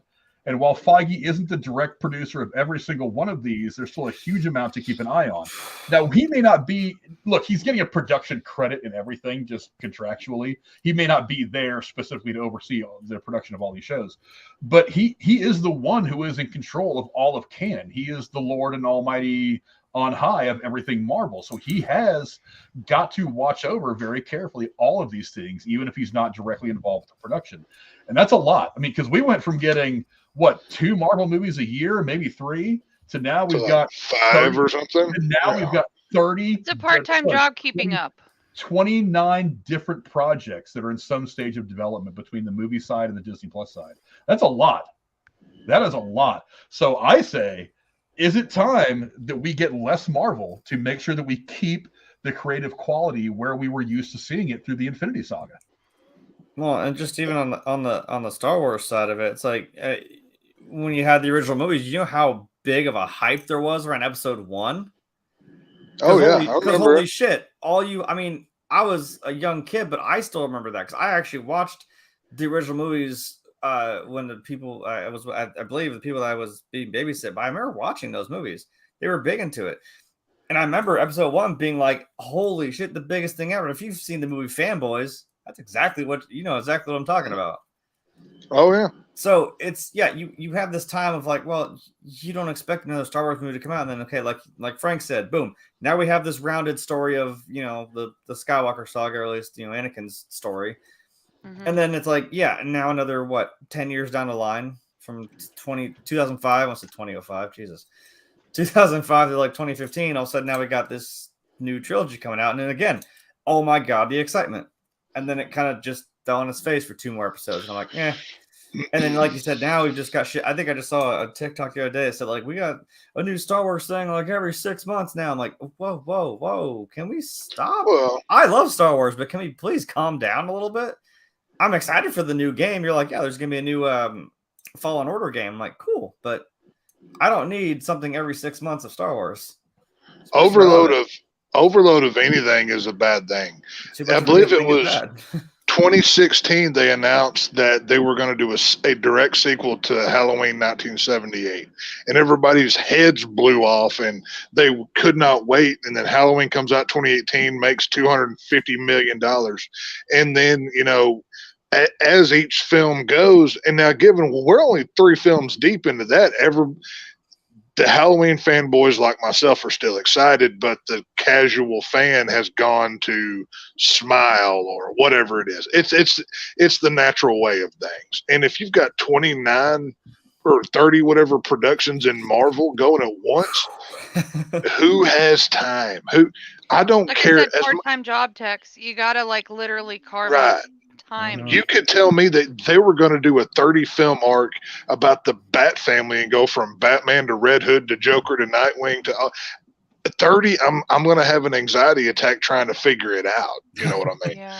So it's just too much. Like, scale it back. Give me the best stuff. Like, that's why I'm okay with Zaslav doing what he does. He wants to create. Hang on one sec. Good talk. It's good. But yeah, I just don't understand why. I mean, I get there's a lot of interest in it, but I mean, Frank, do you see them scaling back the excessiveness of releases at some point? Oh, no. Or are they just hoping to go forever? I mean, are they just worried that we're not? Are they just worried they're not going to have anything to do? I don't think they. I think they should. I don't think they're going to. So till when I'm 80 years old, they're still going to be pumping shit out like this. No, probably. Oh my gosh. There was a comment. Where to go? I want to go to it in chat because it kind of goes to what I was saying. I missed it. Something about Spielberg. Maybe I scrolled too far. Oh, it's right here. I remind you all again. JSP says, I remind you all again, Spielberg said that superhero movies will eventually go the way of the Western. I agree with that. Yeah. But the problem is it's not going to happen as soon as some people think. I mean, and you also got to remember, there was a point in time where Westerns were the film genre in Hollywood for about 20 or 30 years. Yeah. And we are, if even if the superhero genre only lasts that long, we're still only in the first act of superhero movies running Hollywood. Yeah. We're still very early in that. We're only 12 years into what could be a 30-year run. Now, so but how much will She-Hulk take off of that superhero reign and era in Hollywood? But I'm no, guessing but like 5 years. Like, but here's the thing. Think about all the Disney Plus shows from Marvel that have not performed well. You've got She-Hulk, which is not doing very well. You have Falcon and Winter Soldier, which didn't do all that great. You had Hawkeye, which didn't do all that great. You had John Blank. WandaVision did great. Loki. Miss Marvel did great. Loki was good, but it didn't blow anybody's doors off. Yeah, we liked it, and I think a lot of the hardcore MCU or comic book fans were kind of into it, but for the most part, it did not generate the buzz that WandaVision did. Does it almost seem like Disney's just doing these shows? Moon Knight, yeah. It seems like they're just doing these shows to just pacify till the next film, though. That's kind of what it seems like. Well, some of these, and part of it maybe is that because filming schedules got so screwed up because of the pandemic, they were like, we can still film and we want to get stuff out, but we want to do it in a way that we can still control these characters and have them be a part of this larger universe. And it was a weird time to try to create anything visually. So I understand them wanting to take the opportunity to branch out into the television stuff, but at the same time, we're kind of through that now. So I mean, every day brings us closer to the official end, and hopefully more and more people understanding that this thing is over. I mean, the president said it's over. I kind of want to believe him, to be honest. So it'll be the first thing he ever said that I do believe. I really want him to be right on that. I want to believe him. I want to believe him, to be honest. I want him to be right. But I mean, we still have to get through that. So, I mean, I don't know. We're through that now. We're back to regular filming. I think we just need to slow down. Look, some of these stories can be told through TV. I think Moon Knight was probably better off as a TV show. I think Miss Marvel was probably better off as a TV show. And I really liked Miss Marvel a lot. WandaVision, I think. Well, there's no way I would have been happy with the two-hour version of WandaVision. Yeah, no, that had to be a show. Yeah, that was a great TV show. That was fantastic. I don't know if they could have gone balls deep in that story the way they did. They could have done 3 more episodes and stretched out the content a bit. Oh yeah, but I mean, I don't think Moon Knight wouldn't have been that great. Falcon Winter Soldier wouldn't have made a great movie. Hawkeye would not have made a good movie at all. I honestly, part of me thinks that Black Widow may have made a better TV show on Disney Plus than it would have made a movie. I enjoyed the movie, not as much as I wanted to, but I still thought it was a decent movie. There was also What If, but that makes sense as an episodic thing because it's that makes sense episodic. But still, that didn't exactly knock anybody's doors off either. That didn't generate the kind of buzz that a lot of people wanted it to. I thought it was enjoyable for the most part. A couple episodes that failed, but yeah. So I don't know. I want them to continue to be creative, but at the same time, Slow down, guys. It's like you only have a spoonful of mayonnaise. Can you spread an entire spoonful of mayonnaise across an entire loaf of bread? Right. You can if you make the loaf really small. It's like with a big enough spoon. But that's the problem is you gotta shrink it. You gotta lower the amount of surface area that you're trying to cover. And it's like they're trying to cover the entire planet with Marvel right now. And it's like, calm down, because you're gonna have these spots where it's not gonna be very good. Is he turning into Tony Stark? He wants a Marvel movie on every corner of the planet? Like pretty much, yeah.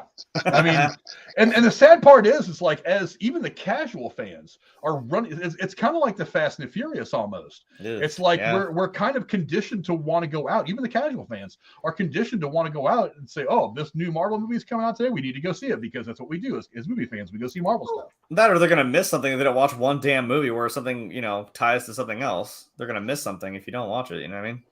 Yeah. But the other problem. I don't know. I personally think that they need to back off some of the content and they need to just take a break. And I mean, you've got the stuff that's in production now. Fine. You're getting ready to go balls deep into phase 2024. 2024. Yeah, that's going to be the big year for everybody, apparently. 2024, Cora's living at the movie theater. She's going to camp out. She's going to drive out to the parking lot. I'll park a tiny house outside the theater. Yeah, there you go. Just get you a motorhome and live in the back of the parking lot. Pay them rent or something. No, it's just get a job working there and then get a cot in the back room. Right, there you go. Sleep in the projector room. It's all good. I just hope that they slow down and focus on quality over quantity.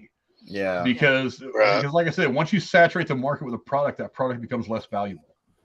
And that's exactly what we've seen with Star Wars. It's like we went from say what you want about the newer trilogy. I think the first movie was good, the other two were lacking.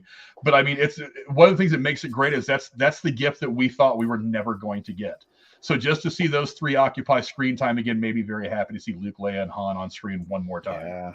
That helps me reconnect with my childhood and with all the great things that I grew up watching. It gave me that one more connection to all that, and it feels good. I can live the rest of my life happy with that alone. But 27 other shows and 20 of them don't hit very well. That lowers your batting average a little bit. You know what I mean? I'd rather bat 990 than to bat 300. You know what I mean? That's just true. But I don't know. Go down in the comments below. Let us know what you guys think. Armor Wars is going to be going theatrical, and there's not Armor Wars, but I'm sorry, we talked about that already. Blade's having all kinds of problems. Apparently, there is actually serious talk that this project may be either canceled or pushed back at least another year. Oh crap! I have a feeling this is not going to make its release date because this comes out next November. I don't see that happening. That's a year. They're supposed to start filming in a few weeks, and they officially, as of right now, don't have a director. So I would imagine that film's going to get pushed at least a year. So who needs a director? They can just have people run around and do stuff. Yeah, go down in the comments below. Let us know what you guys think about all the trouble surrounding Blade. And before we move on to our next topic, I think Tex said he needs to get out of here and go handle some stuff. Tex, where can the folks at home find you on the internet? Derailed News and Podcast on Sundays, the A Show, by the way. We talk all the fun stuff, have some fun arguments, and we crap on each other, but we're all friends in the end. It's all fun, so check us out there. Patreon for Derailed News and Podcast. I have a film show where I talk old horror films, and for $1 a month, you can catch 6 episodes of me talking about one of the greatest horror film franchises, and that's Saw. So make sure you do that, and here whenever in that. So yeah, that's about it. So check me out. Right, Jeremy, are you wrapping me up? You can go right to hell, sir. I was just kind of like, careful, he'll put you in a box and put you on a shelf. That should be an American Horror Story, that you end up being a pop figure on someone's shelf. Oh, that'd be a great,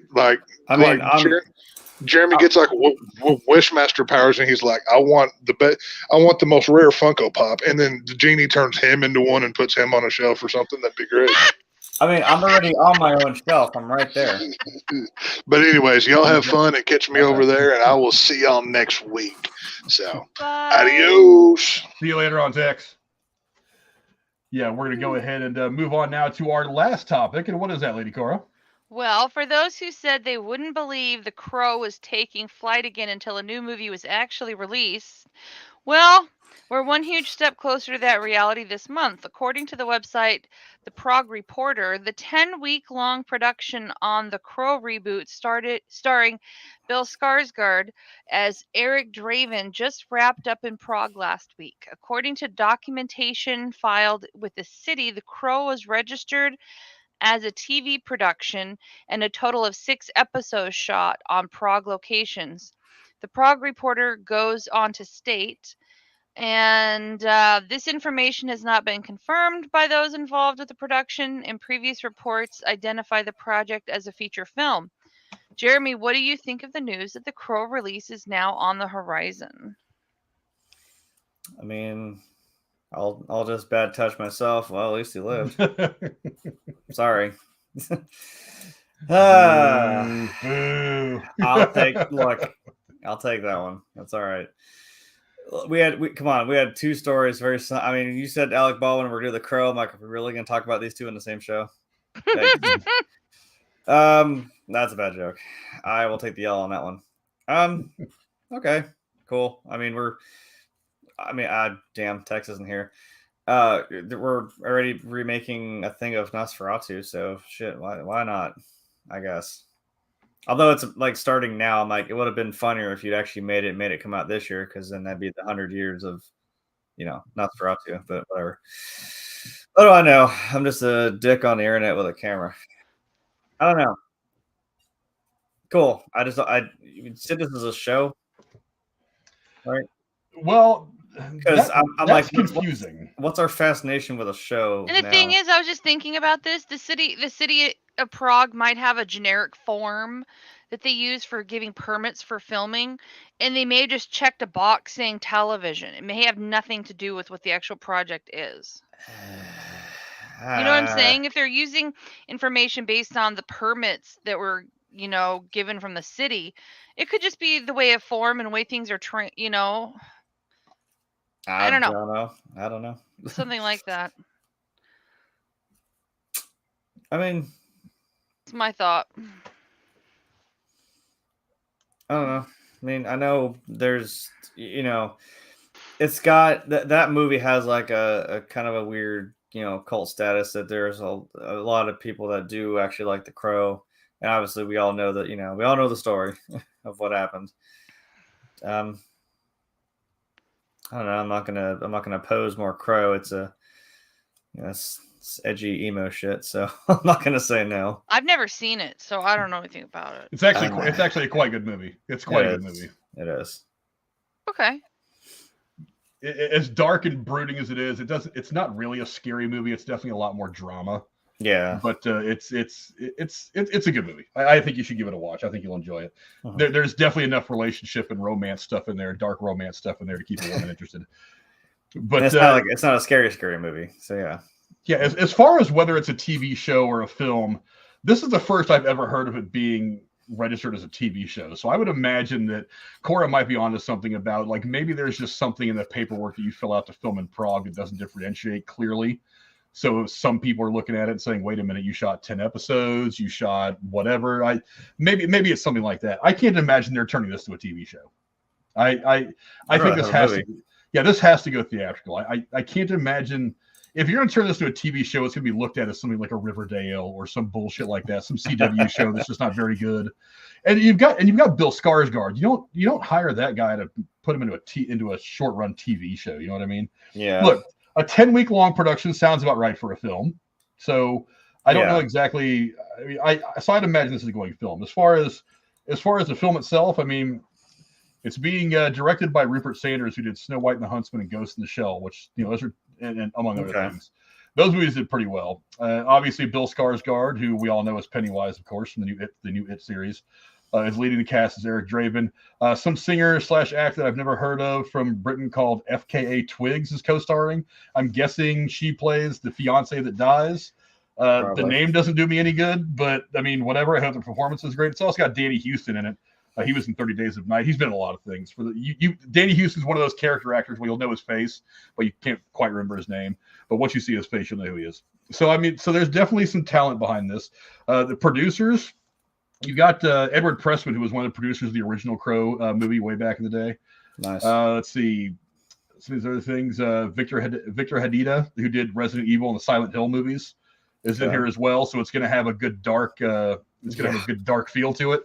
But there's a lot of potential behind this movie. And I'm glad they took it seriously enough to where they waited for the right ingredients to become available to go ahead and do this and go ahead and get this project going. I mean, Bill Skarsgard is just the right kind of guy to do something like this. I've seen some concept art of him as Eric Draven, and I think basically they just tried to make him look too much like Pennywise without the clown hair, of course. The face paint stuff, I think they need to try to do something a little different with it, because it's just going to be too reminiscent of Pennywise. But yeah, I mean, I'm interested in this. I think it's going to be fun. As far as what it's going to be, I think it's going to be a movie. I don't know. But Cora, what do you think? I don't know anything about it all that much, to be honest. But from what you guys have said, and honestly, it sounds more like a movie to me, unless I would say this. If it was a Marvel property, it could go 50-50, but it sounds like it's not. So if they want to make big bucks and get a lot of attention, they're going to make it a theatrical release, I think, because that's where the money is. Am I right, Frank? I mean, well, it depends on the kind of story you want to tell. I mean, like I said, Miss Marvel, as good as a series as it was, I think it was better off being told in series format and not trying to squeeze it into our movie. So it depends on what you want to do with it, really. But it's not based on a book. It's sort of based on a book. It's based on a graphic novel, by James O'Barr. So it's kind of a book. Okay. It's got words and pictures. It's a really, really thick and involved comic book, is what it is. So it's kind of based on a book. Yeah. But I don't know. I'm confident in it. I don't know. And like I said, Cora, you really should go watch the original. I'm looking it up now to see where I can see it. Actually. Yeah. It's got a young Kirsten Dunst in it as well. Is that who was in it? I love Kirsten Dunst. I think so. Definitely watching it.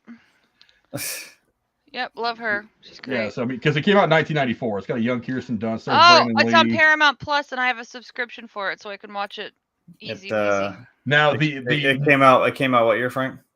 94. It came out just before just after the 80s. But that's the year that's the year I was in 8th grade that year, so I was too young to probably see something like that. I was 2 years old, so I wasn't watching it at that time. So, yeah. Yeah, but it said the movie starring the late Brandon Lee, Eric Draven's fiance, is killed alongside Draven, setting the film's revenge storyline into motion, and spawned a handful of sequels, the vast majority of which were very forgettable. Isn't the movie where there was an accident with a gun?